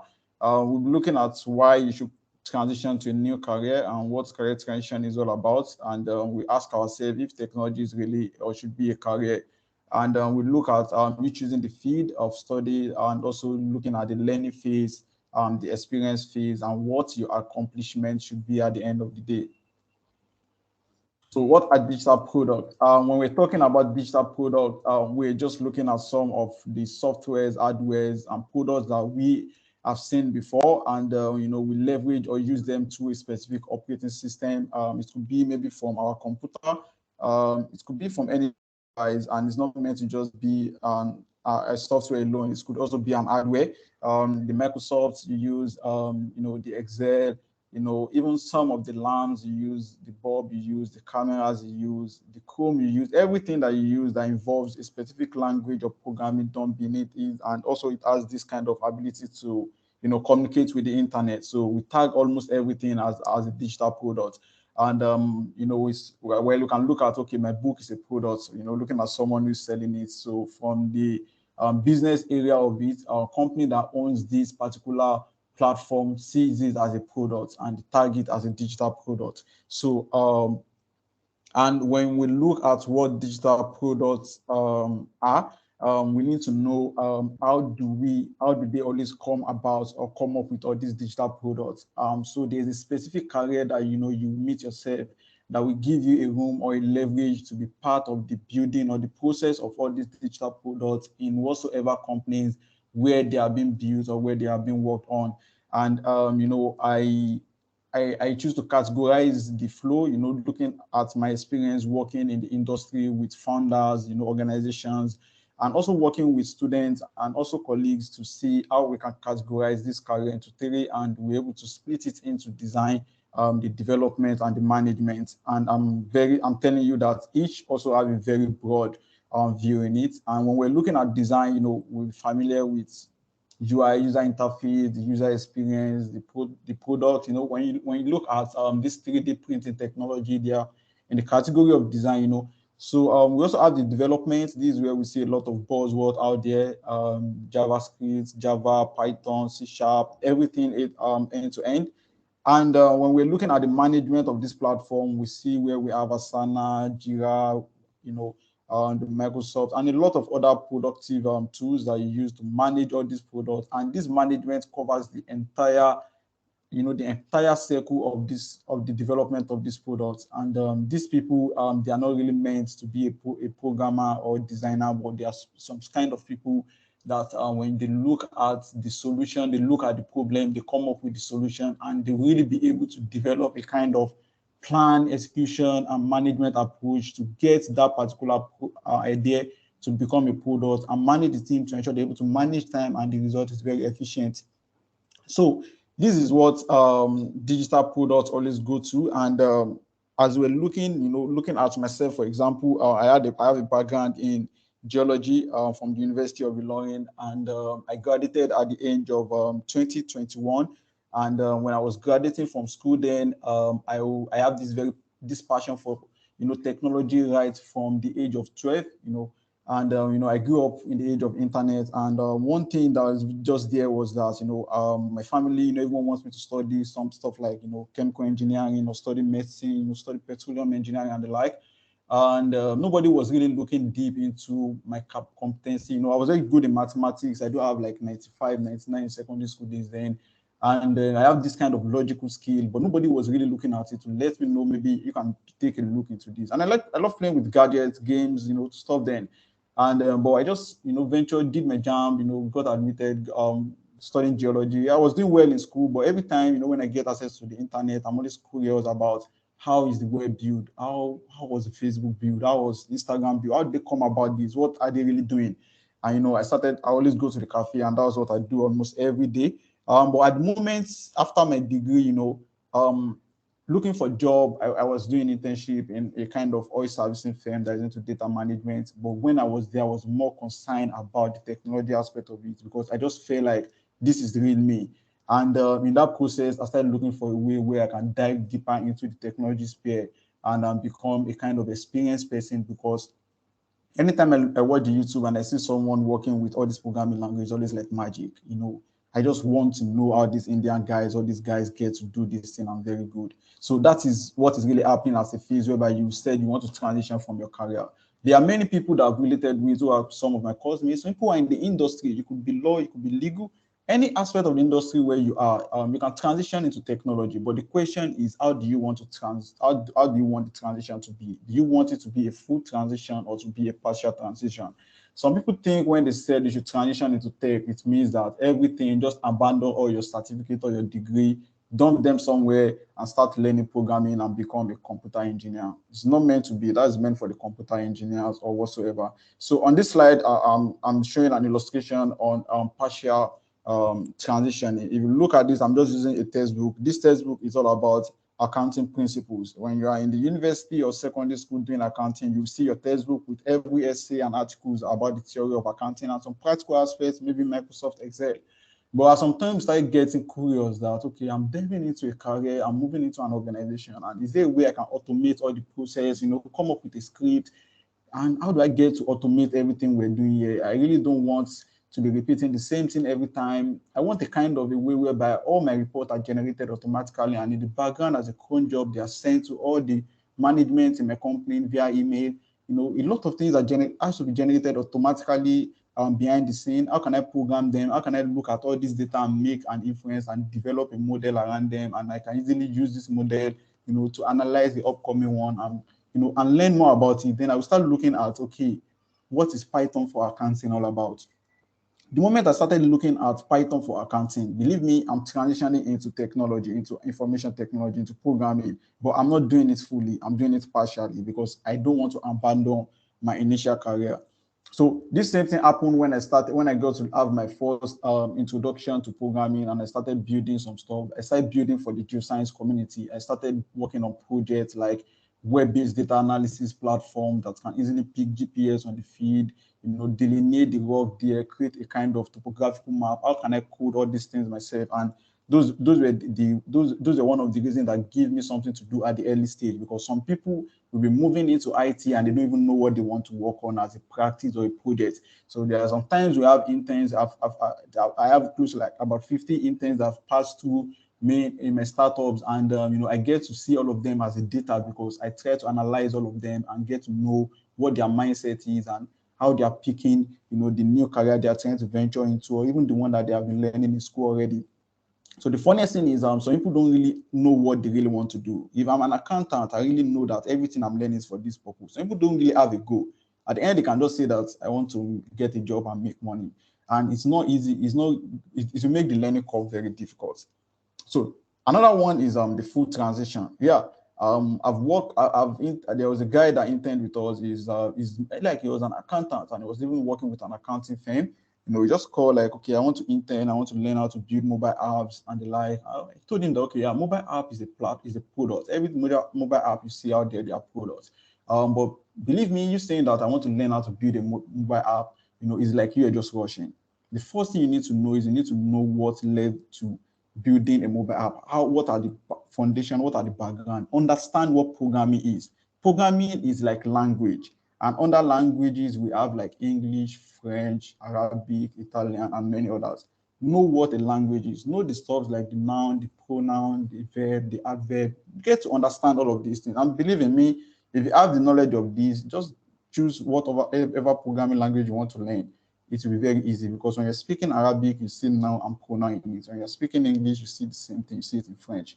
And the same thing is applicable to computer programming. So you need to decide now, you coming into this career, do you want to be a pro in it? You want to understand it to the core and you're transiting fully, because this thing you will be learning are things that you're meant to have learned if you were to be doing a degree in computer sciences in school. Yeah, the university might not teach you the practical efficiently, but the university is never a scam when it comes to your career, because one thing I discovered is that the computer science degree will give you a lot of theoretical knowledge that are very important, and, you know, as a foundation in this career. Many people always get to miss that. So they stick to what they know, but they are not very diverse. And diversity is very, very important. And, you know, it's also helps to skyrocket the growth in the career. So full transitioning is, I want to abandon what I was doing before, and I want to move into this IT.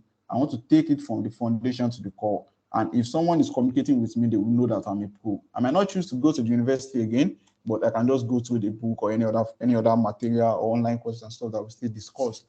Now, there's always a question that is technology a career? And the answer to me, I always say yes or no.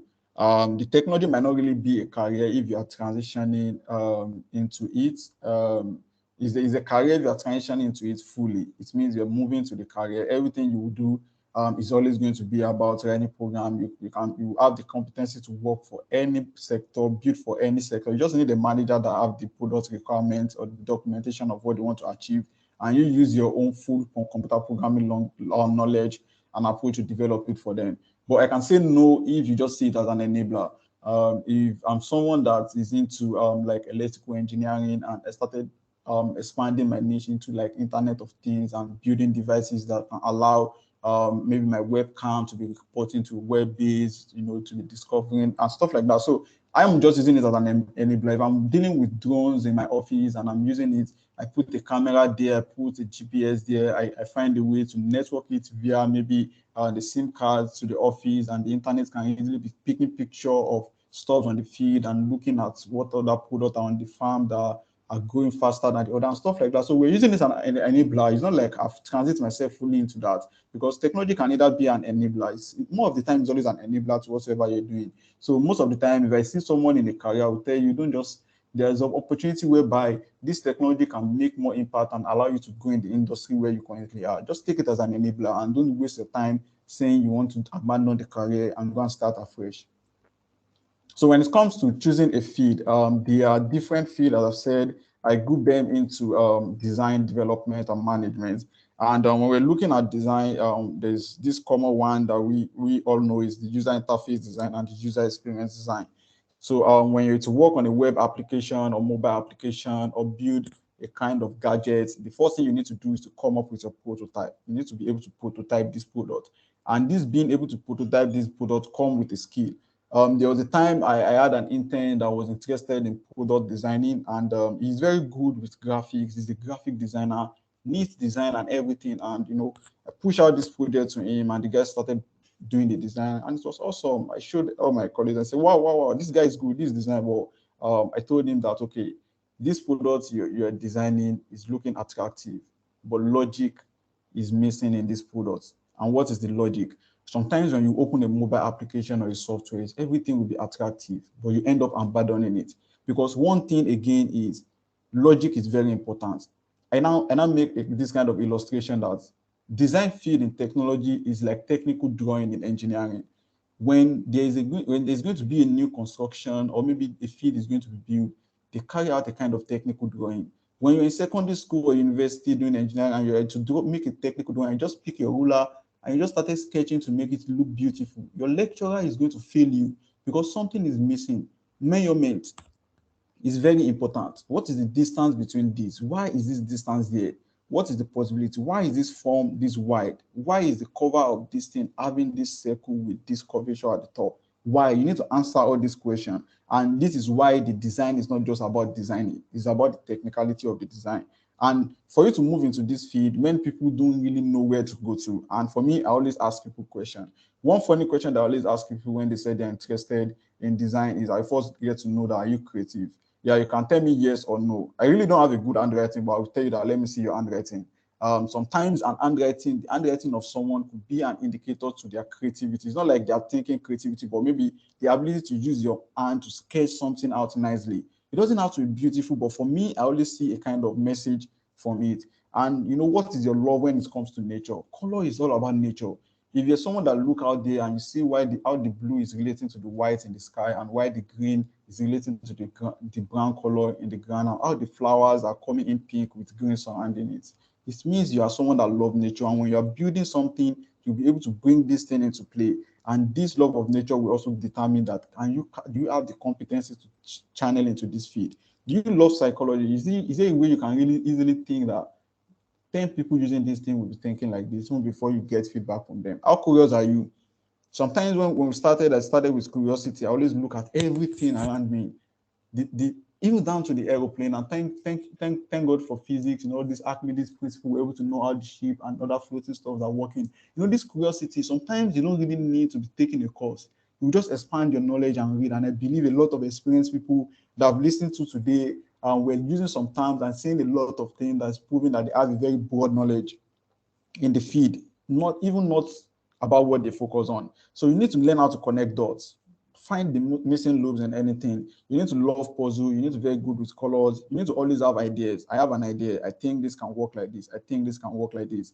And you need to find it easy to know what is wrong when something is not right. You need to be able to put it together. And if you think you have this attribute, this is just like a tip of it. There's a lot of it. But I'm trying to prepare this presentation just based on the data of the interns I've worked with and myself transitioning into this career. I can tell you that, okay, let's take an online course on product design and you can start the career journey. Let's mentor you and let's do this, because I feel like we have some attributes that can work around you when you are doing designing and you won't have any challenge with it. Now, when we're looking at development, we have the front end, we have the back end, we have the full stack. Now, all this again are also subdivided. When we're looking at front end, we're just looking at someone that build what you can see. If you take a lamp, for example, you see the case of the lamp. Someone build that cover of that lamp, maybe using 3D printer or so. If you look at the website, someone prepared the interface of that website, but the moment you enter your name and your password and you click submit, something is happening at the background. And this is where the backend comes to play. And there are some people that understand the old end. There are sometimes I see people, again, let me just dive into digital product again a little bit. When we're in the university, then we're doing some minors in basic Fortran and C then. And even though there is foundation to our basic computer programming knowledge, it's just like a minor to us. So when we're doing all these courses, we're writing a lot of programs on this black terminal screen console. But at the end of the day, I can't really say this is something tangible that I build or stayed out there from this code, because many people are learning Python, the if else, blah, blah, blah. Okay. Yeah. What can you build, take out of this thing? That is digital product. Many people don't really know how to bring a product out of whatsoever they are building, something others can use, they can access. And this is even like research in one way or the other. So sometimes when people are learning Python, a lot of people get to learn Python for data analysis and data science. But did you know that for every product you see out there, every platform, payment infrastructure, whatsoever sort of, even fintech where we are, we deal with a lot of data. Everyday users are transacting and everything on our platform. And you don't see the place we're working on this thing, but in the back end, we have a lot of services that are built completely with Python. So there are so many of these guys that work with us that don't really know how to build products, but they are back-end developers, we call them. Just write all the functions for us. Write the function that will let me to mine this data and stuff like this. And you give us the code and we bring it into our API, our backend. We'll link it to the front end so that when a user is coming in, we do a lot of fraud analysis, previous transaction, check a lot of things, 2 different programming languages that are created for different services. These guys are the back-end guys, but the front-end guys, you don't know all these things because it's happening in the back-end. So if you're learning some like PHP, Python, Laravel, there are so many programming languages that if you're learning them, they let you write programs that you cannot easily see, but you can just test run them and see your results. In the industry, you will likely fall into the back-end development category, and you can either be a data engineer, or you can be a cloud engineer, you can be any form. And then when you're a front-end developer, you'll be more focused on building the interface out, the part where the user can interact with. And if you're lucky to be a full stack, you'll be doing everything together. And this place, you still need logic, creativity, mathematics, quantitative reasonings, passion again about this stuff, and you love to build stuff. When you see yourself, you're not studying programming, but you feel like you have some of these attributes, believe me, give programming a shot. You will likely excel. There are chances that you're going to excel, because I was tutoring a cousin. We're doing the Salah Festival. His dad was telling me that he wants him to learn programming. I know I'm very occupied, but the man has really been very important to me and my career. And I said, I always have a 30 minutes meet with you to show you how things work. And he told me that, sir, I don't think programming. I think he said people are called, like, he said tech called people, not people called them. I was like, wow, are you serious? Like, so when we started the training, it was like, I've learned all this is not working. I said, no, technology is not about it. It's not about the code. It's about your personal reasoning. You need to first reason before you find out. And this is how it was very easy for people to learn easily alone. Some people will go to boot camp, learn courses, and they will still come back and they won't be able to put things together. Because one of my primary focus when I was learning was that I want to be able to sit down without checking Google to just write script and code A to Z. And for me to do that, I need to see computer programming as English language. I want to understand how to construct English, because when you're writing a letter to someone or writing an essay or developing a plan, you don't need to Google everything, because what you want to construct is already in your head. So I told him it's all about the brain. That's when we have stuff we call like algorithms in computer programming. You develop an algorithm, a pseudocode for what you want to create before you start coding. But many people are diving into the career and jumping into coding immediately. They have no solid foundation background or test their personality if this is the right fit for them. And here comes the management feed. When it comes to management, no matter what you're doing, these guys are more like a business guy, and they have a lot of skills. They are very experienced. They've seen things working. They might not really be involved in building it, but they really know about how to manage people. And when they pick a product and look at it, they will tell you that this is how this product was likely built. When someone is talking to them that I want to build this, I want to say, oh, are you looking at something like what Facebook is doing, whereby someone near you can easily see this. I think they likely pick the geolocation of some of those people, and they look at your own, they pair the distance further, and they look at what they are liking, they categorize it into maybe stuff like that. And they are not really coding it, but they are this kind of intelligent set of people, and they can tell you, I have a backend guy. For this kind of situation, we're dealing with a lot of data. If you're using PHP, we might be having issues with some analytics process or some mathematics and scientific computation. Let's use Python for the backend. Just get Django or Flask framework, and you're good with Java. I think we'll be dealing with a very solid database, and we need Oracle. Okay, they develop this plan and they follow, they manage all the team, they ensure that this thing is executed efficiently. They really don't need to learn how to code, and they are going to be very good at what they're doing. And this is another field that you can also meet yourself into. Same thing for these designers. They don't really learn how to code before they can be in the tech industry or transit themselves or see themselves making impact in digital product design, or even working in organizations like Google, Facebook, Twitter, Microsoft, all these big tech. We have them in Nigeria too, Flutterwave, Paystack, and like. So let's look at the learning phase. I think the learning phase, I think, let me use myself as a case scenario. What I did then was like, I first developed the passion first, and I started going online to learn. And luckily, I think towards my final year, that was when I found about Udemy, or maybe after I left school. So I started using Udemy, paying for subscribing for free courses. Then there's really no money. I really don't have much cash. Then I still get like 700 naira or 500 naira per week as pocket money. So I can't even afford to be the background was not very strong then. So I always take free courses, and it makes the learning very difficult for me. And I always discuss with some friends. They tell me a lot of big word, gigantic terms that scared me off. Like, why is this thing just difficult like this? Why does everyone always want to use the big term? There should be a simpler term to simplify this thing.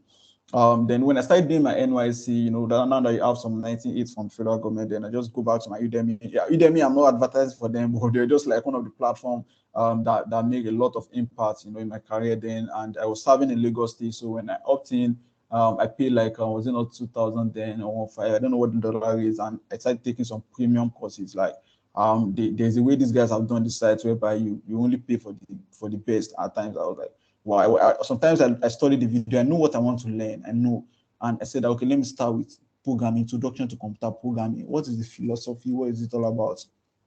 Then I move into, okay, let me learn backend, like PHP first. Okay, then I started looking at interface. So I was taking courses during the 1 year of NYC, working at home at night, taking it. So it was fun. I kept on paying for these courses.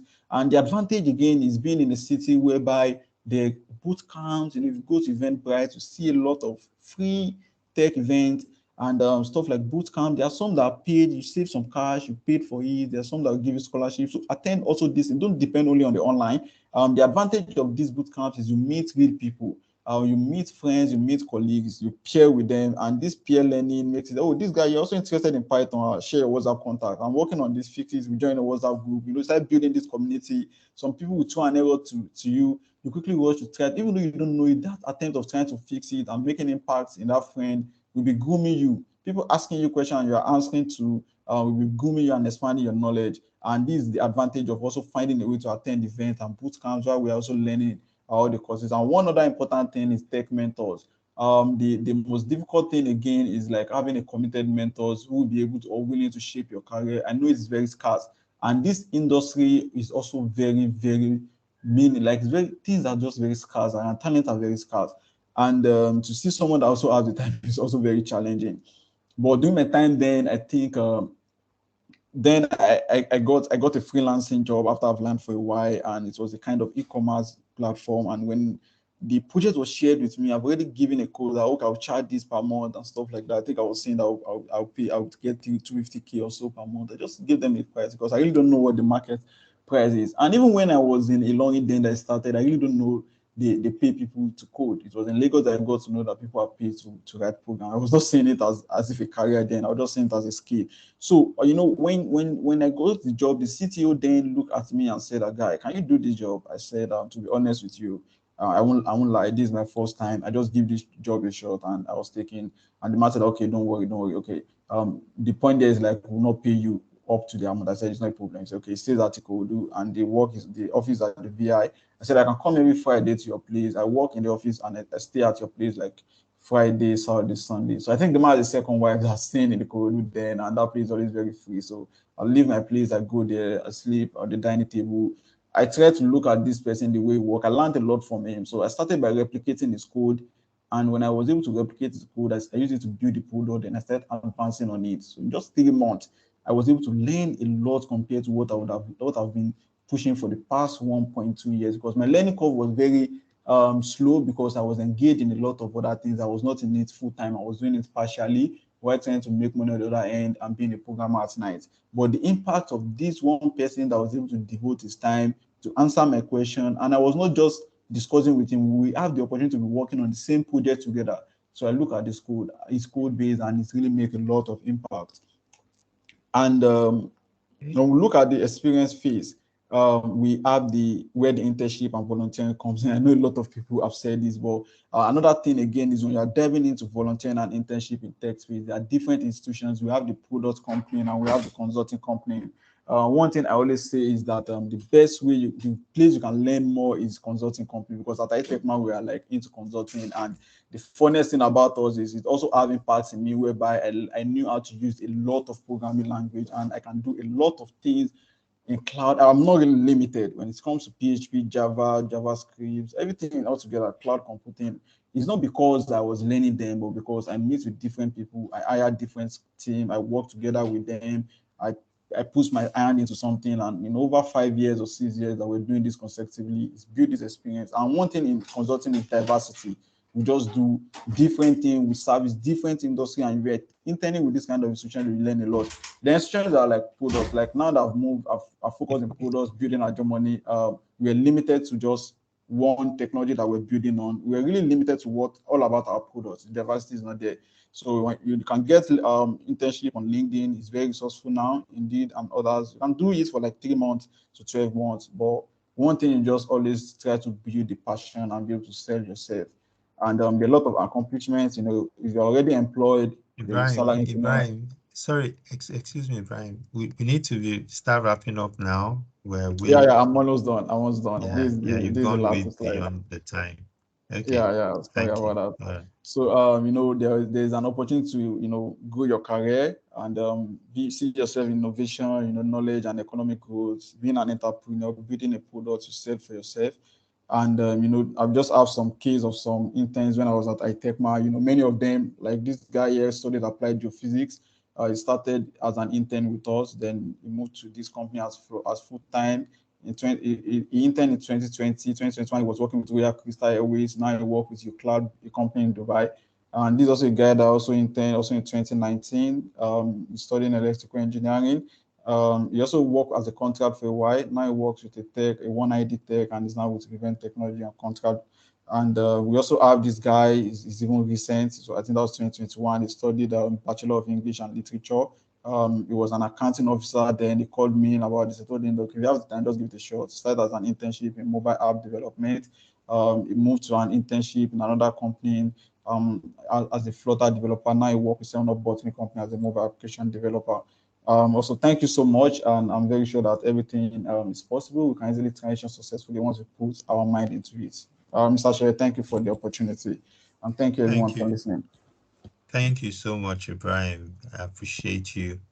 And thank you for the deep, very technical presentation. I'm going to ask you some questions along that line or along those lines in terms of some of the technical things you've thrown up. And I like the fact that you helped us to sort of also, you know, dimension the space, so to say, from into design, development, and management. And you also, you know, talked about internship, which is, of course, even what you ended up with. So my first question would be that, are you still able to take on people that may want to go through that path with you, you know, intern and towards, I know you've focused a lot on, you know, the software development, I think, because it seems that's your own area. Am I correct? You know, the development part. Yeah. I started as design and development, but now that I'm Okay. at Job Money building a product, I just do more of managing team, and I have a lot of engineers working with me. Oh, great. Okay, great. So is there opportunity for people that may want to, get into development, maybe also design, to intern with you, with your organization, to learn and then, intern to gain experience so that they can move on, just like you've shown us with the testimonials? Exactly. For iTechma at the moment, we have opportunity more for people who are experienced and coming in as contract. We structured our engagement, and internship might not really be available at the moment based on the structure. I'm not really involved in the business full time again. But for Job Money, we have a lot of engineers building for us. We're still building, and if we see anyone, one thing about the startup is because we're working on a low budget. I can't say if we really want. We took some interns last month or 2 months ago. I don't know if we really need one at the moment. But if there's anyone who could volunteer and gets paid maybe after 3 months, when the person learned for the first 3 months, and maybe start getting paid after 3 months based on performance, yeah, it's possible. I always give the shot. I always give the room for that at Job Money. So and if the person join at the period where we have the capital, it's also possible. But for Job Money, if you're coming in and you have the passion, you can be paired to some engineers working on something, and you get to be learning with them. And maybe 3 months minimum. But after 3 months, you dive deep into practical. And even though you are making impact to us at the first month, then we just sign you in. But from experience, sometimes we always try to evaluate some people's passion before we take them deep too much into the business and other advanced code base. Okay. Oh, I think that's great. I don't think people are, at least based on all that we've heard from yesterday to today, I'm not sure people will be so really particular about making money as it is learning and getting, the experience under their belt so that they can then go and utilize the experience to then, to then monetize later. So it's even to have the opportunity to be in an environment where there's live work going on, and then they can learn, get mentors and all that. So I think that's a great idea. Or great, it is good that, we can latch on to your business and the project you have ongoing to learn some of these things, some of these critical skills that we really need to learn. Thank you so much. Okay, I don't know if there's any other question, but I reckon you'll be able to stay on till the end. If there's time after Toye presents, then if we have questions, then we can pose them to you. Thank you so much, Ibrahim. We appreciate you. You're welcome. I'm sorry for my camera. It was Okay. really tested before I joined, but irrespective. No problems. Thanks a lot. Please, let's appreciate. I know I've not asked us in the room to, clap, appreciate our speakers, but at the end of this, the entire session, I would ask that we do that. Thank you so much. Thank you. We appreciate the knowledge you've shared, and we're thankful.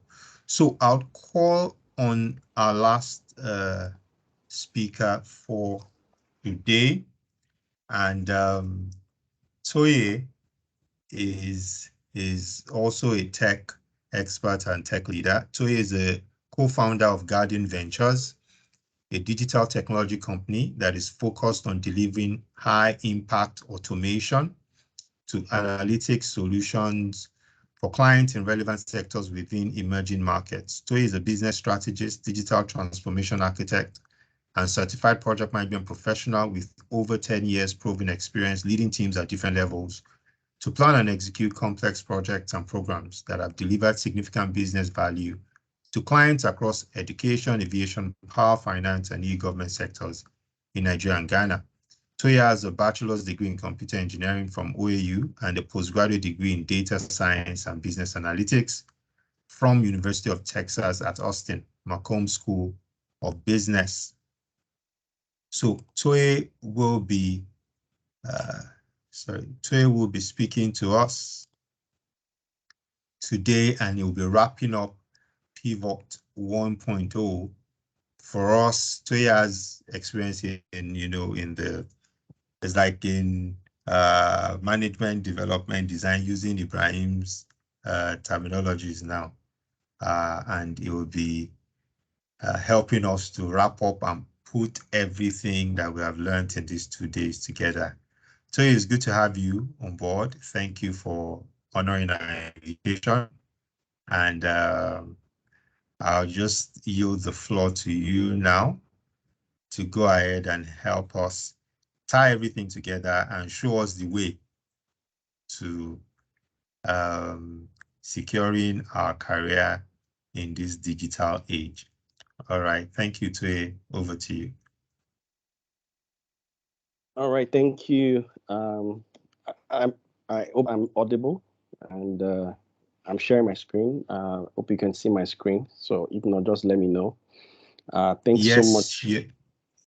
Yes, you're audible. You're sharing your screen, but you probably need to put it on slideshow or something so that it can be. All right. Yeah. Okay. Awesome. Thank you. Okay, so it's Great. been an interesting. Thank you, Mr. Shea. It's been an interesting session. I tried to join in like an hour ago, thereabout, and it's been a really fully packed, insightful time of sharing knowledge, and I just want to contribute my own piece of that knowledge. Thank you, Mr. Shea, for organizing this platform, for bringing thought leaders into the space to discuss about technology. For me, yes, I'm a technology enthusiast. I'm a technopreneur, or called techpreneur. I'm currently a co-founder, with a technology startup, Garden Ventures, and also recently I kind of spinned off a consulting arm of our business called Holding Waste Consulting. And today I'll be talking to us about pivoting to tech, especially leveraging local technologies. And I will try not to repeat a lot of the things that the speakers have said about technology, even though I kind of prepared like a end-to-end deck. My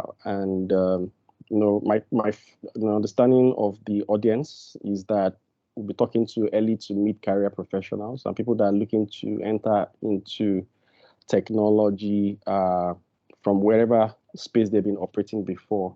So one of the key things I'm going to share, obviously, just quick, escape and why people need to pivot into tech, new branches of tech and opportunities that exist. And then, I'm going to spend more time talking about local technologies, as an area that people can pivot into in the current era. So I move on into the next slide. Obviously, technology is a way to solve problems, and create useful solutions. Right? It has a lot of benefits, through speed, scale, reliability, efficiency, and everything we know today. Technology has transformed the landscape, how businesses are run, how people learn, how people operate, how we live in our homes, whether you're watching a Netflix or you are using the latest Internet of Things type of, the state of the arts, furniture in your house, smart homes, or whether you are leveraging data visualization tools to improve intelligence for your business. Technology has really,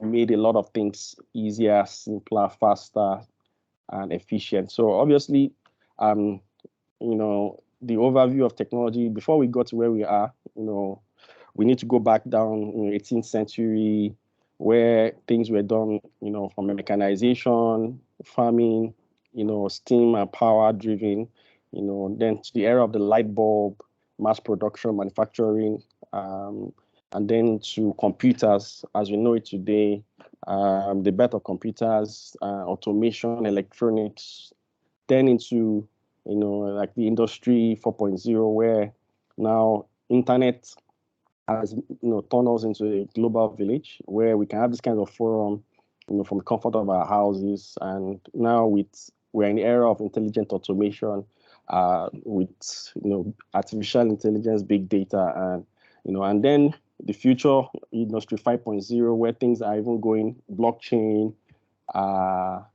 decentralized computing, distributed supply chain, and of course, things can only get better and better from technology. Obviously, in the current era we are in, every business, is embracing digital technologies, right, to survive and to become competitive. And from this analysis, from Statistica, in 2021, if you look globally, the top 10 companies today, they are all big tech or tech-enabled organizations, from Apple to Microsoft to Saudi Arabia, Aramco, to Amazon, Alphabet, Facebook, etc., Tesla, Alibaba. Technology is the new oil, in summary, and that is why today's conversation about pivoting to tech cannot come at a better time. It's really a very critical time where things are being disrupted every single day. What you knew 6 months ago might not become relevant 6 months down the line. So things are really moving very fast. So why pivot into tech? Obviously, there's a lot of excitement. Of course, tech being a new oil. If you go back, I remember when I entered the university in 2001 thereabout, I went to study computer engineering. I had option of, I got two admission, one into UI, one into OAU, but I chose computer engineering OAU. And I got an admission to do civil engineering. Why I chose, to go to computer engineering, like, we're hearing a lot of things about computers and, IT, internet. That was when, internet was really taking off, the advent of desktops, desktop computers, and, computer engineering looked very attractive. But I also knew then some of my colleagues that went into elect or mechanical engineering or petroleum engineering, because as at that time, early 2000s, oil and gas, was like the fad, right? It was the bride, choice bride. Everybody wanted to work in Mobil or Chevron or Shell, right? But computer engineering too was also getting some attraction. So I said, let me just go into computer engineering. And that was how I started my own journey into technology, essentially. I was opportune to start very early, through my background education, my first degree. And then after I left school, I went to then dive into, full technology, service delivery.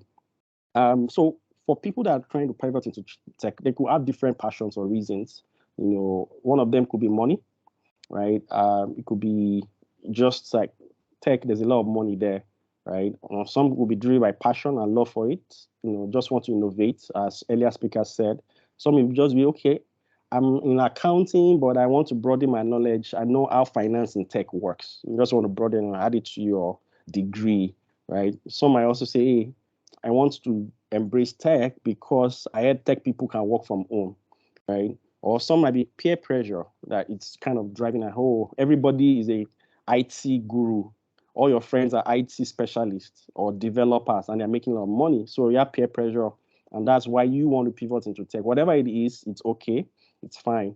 Right? And something interesting is, at the end of the day, change is constant. If you look at the illustration of the man on the helicopter with the camera, and in a space of 10 years, CNN in this case, pivoted and disrupted how coverage of news is being done using drone technologies, right? And this is just to tell you that change is really constant in life. And if you do not change, we are talking about tech today. Maybe tomorrow it could be space tech or something else, right? But change is only constant thing. And imagine if CNN was still having to cover news through the camera, through helicopters, and the cameraman on the helicopter. You can imagine if that was still what was obtainable, and things like what we're seeing around the world, being able to go to disaster location, being able to cover with drones, that will not be possible. right? And so that is just one example of, disruption through tech, and why tech is now something that everybody must embrace. Okay. So yeah, of course, preconceived notion. A lot of people that want to get into tech feel that, okay, if I am a medical doctor, or I am a biologist, or I'm a geographist, and I'm more of an art student, how can I get into tech? Tech is too hard. I don't like mathematics, or I don't like computing, I don't like data, and they feel it's too hard or too tough to get into tech, or it's only science people that should go into tech, right? There's some preconceived notion about tech, but the reality is a mindset thing, is a belief.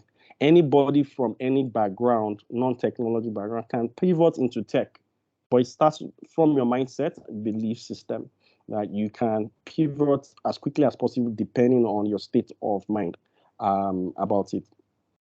Now, of course, branches of tech, a lot of speakers have already spoken about this, but I'm going to just dwell on the ICT side, because there are too many, areas, over 20 branches and industries where you can apply technology, whether it's aerospace technology or agricultural technology or financial technology in the banks, construction tech. Every industry, technology, has an application, right? But I'm going to look at ICT, which is my own space, right? Into software technology solutions delivery.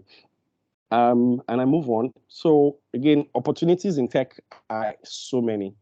Previous speakers have spoken about this, and I'm just going to dwell on one area that is like the newest in the space, or at least is gaining a lot of traction recently. It's called low-code development, otherwise what people call citizen developers. Today, we're now seeing non-technology people, business people, that are pivoting to tech by leveraging low-code or no-code technology. So what is no-code or low-code technology? It's basically a way of building business applications or softwares without coding, or little to no coding at all, right? It's just like what you see a traditional software developer doing, that well, it take them 3 months. Now you can do it in maybe 3 weeks, right? Why? Because technology has made something simpler as well, where you now have platform for platform creators. Like Microsoft will say, they built platform for platform creators. So it can build on top of platforms, local platforms, to create business solutions, and using the power of abstraction, automation, and AI enabled, and that's what low-code can do. And when you say low-code as well, it's not anything abstract. It's something you deal with every day, whether it's your WordPress website. When you want to build a website now, you don't have to write HTML, CSS, directly. Again, you can just go on a WordPress and spin off a website very quickly. Or if you want to create a e-commerce or a online presence, you can go on a Shopify and create your, shops, and go and Flutter store and create a presence online to sell your products, right? That is the power of low-code platforms these days. And there's a whole lot. Of course, there are many factors driving low-code movement, as we call it. Low-code, no-code movement is yet to, is gaining a lot of traction.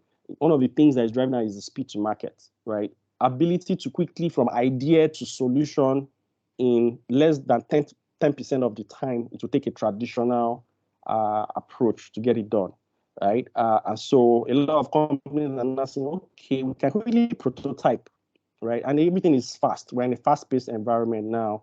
And if you want to get things done very quickly, local platforms now provide that opportunity, especially for even non-business people that want to pivot into tech. And of course, business demand, thanks to COVID, digital transformation has accelerated. It lost significantly by the virtue of the business demands. These days you see 5 times more need for mobile apps. And they say in the next 5 years, there'll be like almost 500 million apps that we built. But how will this happen when there's shortage of engineers? And that takes me to the second factor, like adequacy of tech talents. There's more than over 1 million shortfall in terms of the tech talents. The demand for tech talent has grown astronomically thanks to digital transformation, and the need for a lot of businesses now trying to be tech enabled. They need tech talent. They need people that can help them build solutions and create online presence. So the demand for tech talent has increased, and the supply is so small. And it's statistically saying that over a million gap in talents is even needed right now in the global market, over a million. Then you have, with low code, obviously, another reason why people are embracing that is because it has reduced the barrier to development, right? I don't need to learn the raw programming or C# or C++. I don't need to learn it. I don't need it, to be able to build business apps these days. It's with low code platform, I can create new products. And so, when you hear low code technologies, some of the more popular ones, the one we use, for example, Microsoft Power Platform. And I was happy when one of the previous speakers spoke about Power BI, right? Power BI is part of within the Microsoft Power Platform, for example, where I can use to build like analytical solutions, data visualization, right? Now, but the other 3 components of making the Power Platform, like Power Apps, Power Automate, Virtual Agents, right? All leveraging the platform built for low code, created by Microsoft. But there are also some other open source platforms like Bubble, Bluefire, OutSystems, Appian, and co. And whichever one, it's now available, it's all out there. People can quickly learn and upskill. So I'll just wrap up with the fact that if you want to pivot, if you're a non-tech background professional and you want to pivot, as already said, there are different branches of tech. You might want to go into hardware, software, or data. But more recently, I'm now talking about low code is an opportunity, is an area of interest, and for non-tech people or citizen developers, you can decide to go that route.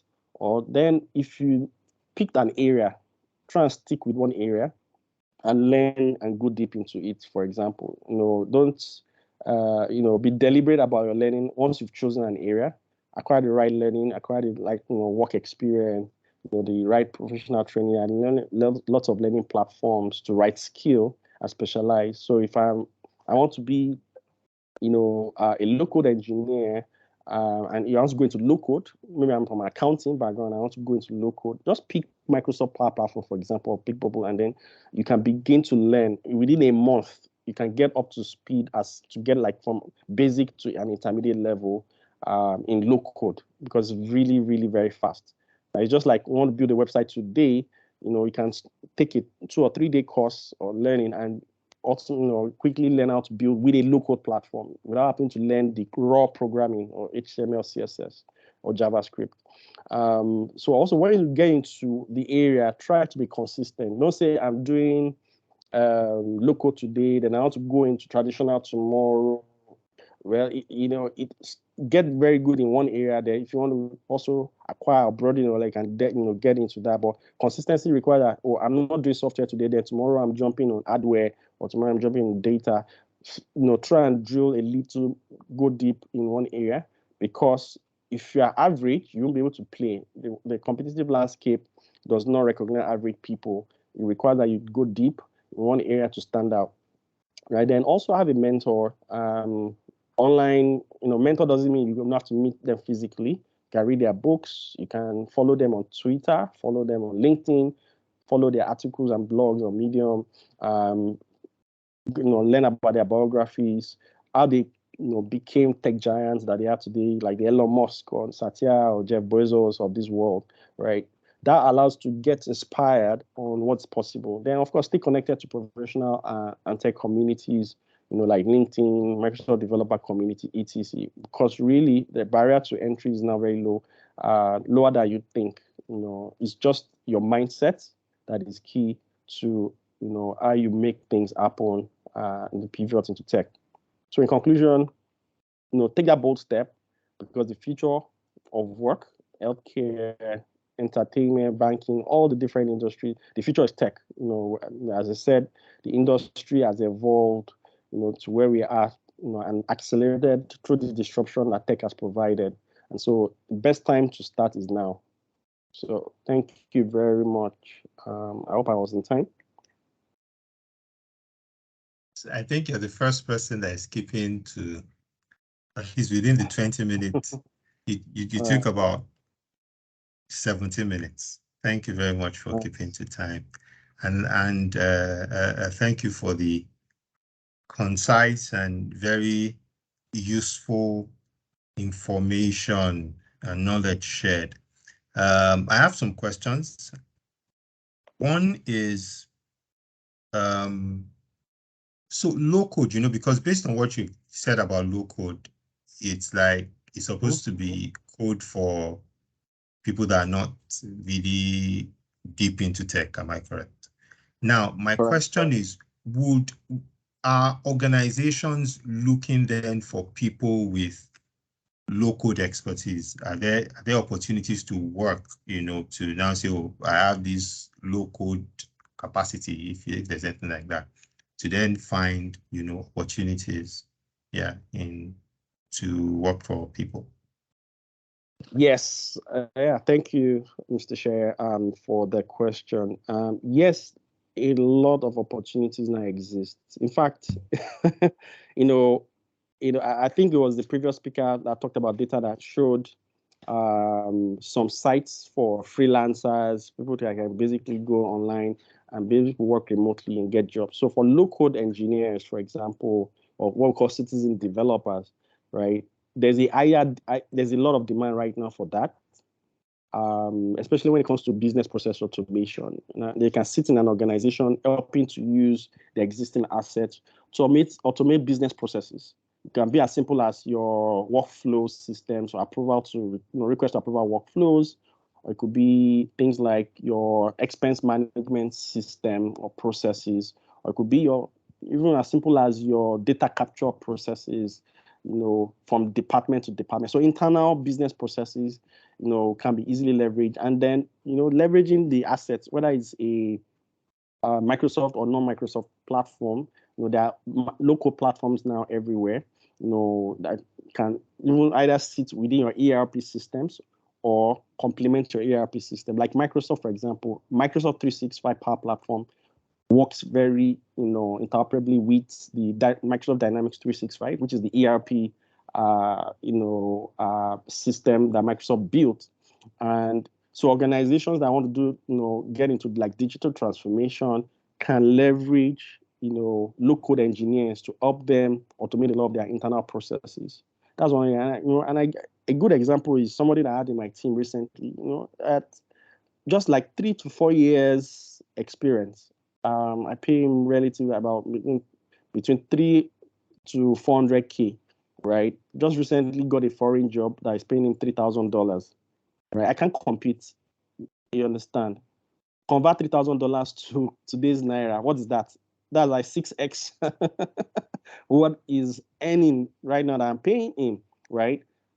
It is and it's a foreign offer. It's working remotely, and what has happened? Opportunity because there's demand for it, right? There's a big demand for it. That's just an example to answer the question.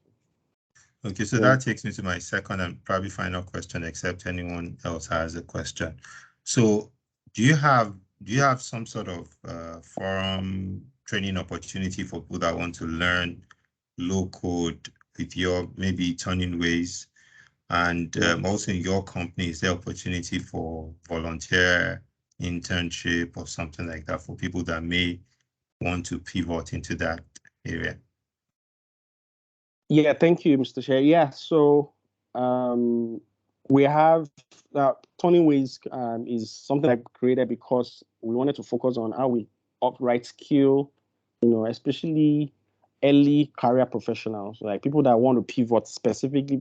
That's why I said this is a very apt platform, like to, enlighten people more about what is possible in low code, for example. And there's a training academy that we have put together, working with Oak, Interlink, and it's targeted at people that just like, okay, I want to learn this thing in 2 weeks. I want to learn this thing in 1 week. How can I get into it and be so? All we just need to do, again, more information can come in on that, right? And I said our focus will be There are different local platforms, but we are focused on Microsoft technology. So if you are an employee working in a company that is using Microsoft platform or Microsoft 365, for example, we're going to be able to teach you practical how to use, from Power BI to Power Apps to automate, and because this is a platform that you can learn, and it's all interwoven together.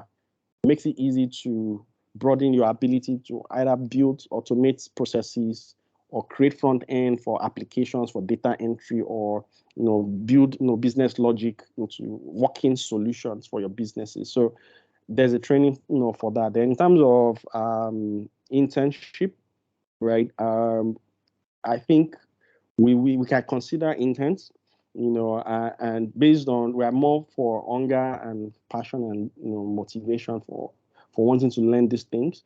And based on our internship plan, we have like a 3 months, right? But it's very rigorous. That 3 months you have to prove yourself, and then from there we can then see how we can convert the person potentially. But yes, there was opportunity for internship, and I think I will also share my contacts, for the opportunities that come from there. So that is my contact. So yes, we have opportunity for interns, and then also training. There's can always share more information. Reach me for details about training if you are interested in that. Okay, great. Thank you very much. I have a quick question here.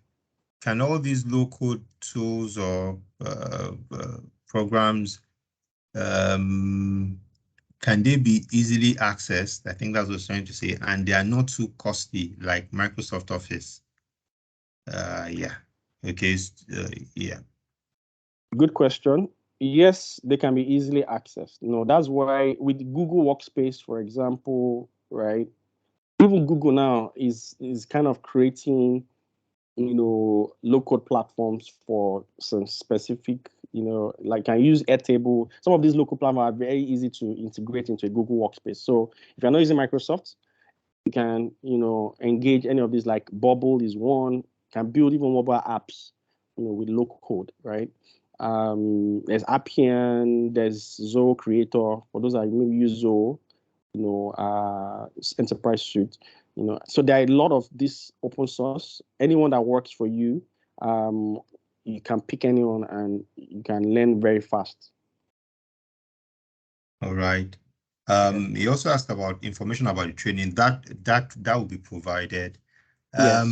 We're like 5 minutes to the end of the program, and I really want to thank you, Toe, for showing up, staying through, and sharing from your wealth of experience as well, and offering us opportunities for internship and also training. The interesting thing really about this, Pivot conference is that I myself have learned quite a lot. I want to advise and admonish. I think admonish is a stronger word than advice, isn't it? Everyone, we've shared, and we're going to share still the recording for yesterday and also for today, as well as the slides for all of the speakers. I think by the time we go back and look at, everything that, that they have shared with us during this, in these 2 days, there is really no reason why we cannot, go ahead and pivot as we desire. Practically all the speakers have talked about, first and foremost, the desire, having the focus, deciding on the fact that, this is something I want to do. And then you start on that journey. And they've also provided for us not just the soft skills in terms of attitude, mindset. I think Toyi also talked about mindset, and quite a number of, the speakers have also talked about mindset. And then also the pathways and the technical, the real breaking down the nitty-gritty of how we can actually approach our pivoting. And I want to encourage every one of us to make a decision and then start out and begin on your journey. And another thing that I think has been obvious is that we can do it. In fact, we can even say, like Toy also mentioned, the barrier to pivoting has been, brought down so low. So entering tech is not as difficult as probably we envisaged, or is not as difficult as it used to be. And another beautiful thing that, all of the speakers today have also highlighted is that there are many, many areas, many opportunities to enter into tech. And so I think, even if I have to say it myself, I think this event has been very, very useful. I think it's now left for us to utilize the information that has been, made available to us. I see Luke saying, I'm interested in project management and what is the link with IT?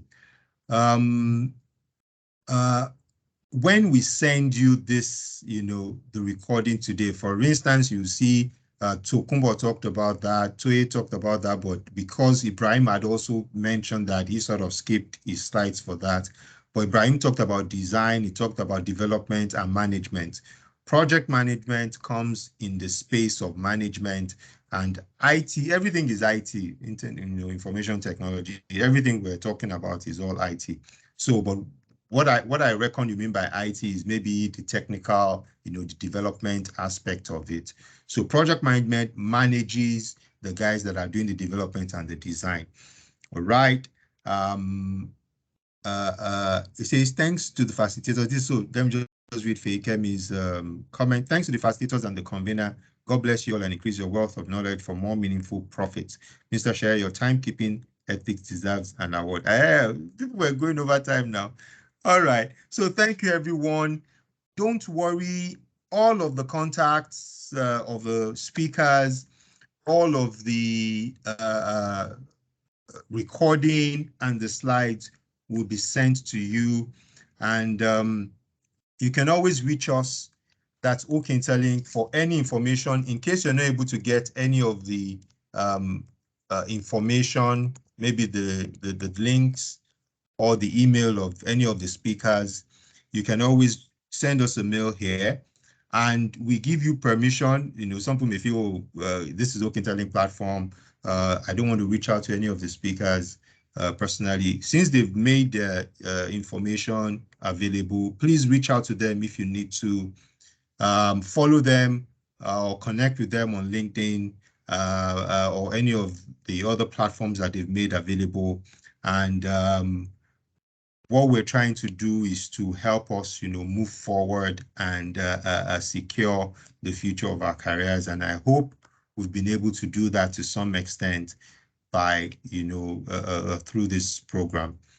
Lastly, I want to appreciate, lastly, I want to appreciate every one of the speakers from, so I'm going to name everyone from Jide George, who spoke first, to Kumbia Deoti, to Dr. Mohammed, to Charles Alade, to Juliet, and Toye Sholadoye that spoke yesterday, then to today, to Pete Omotosho, who spoke first, Tokumbo Fagbamigbe, Michael Olafusi, Ibrahim Adepoju, and Toyeshe Oyewumi, who spoke last. Thank you so much, everyone, for making time to speak with us and to share from your wealth of knowledge. And also, I want to thank my team, Ernest Shaka and Funke Majekodumi. Funke is, I think Ernest is not on, but Funke is on. Funke, thank you very much for the good work put into this. I appreciate everyone.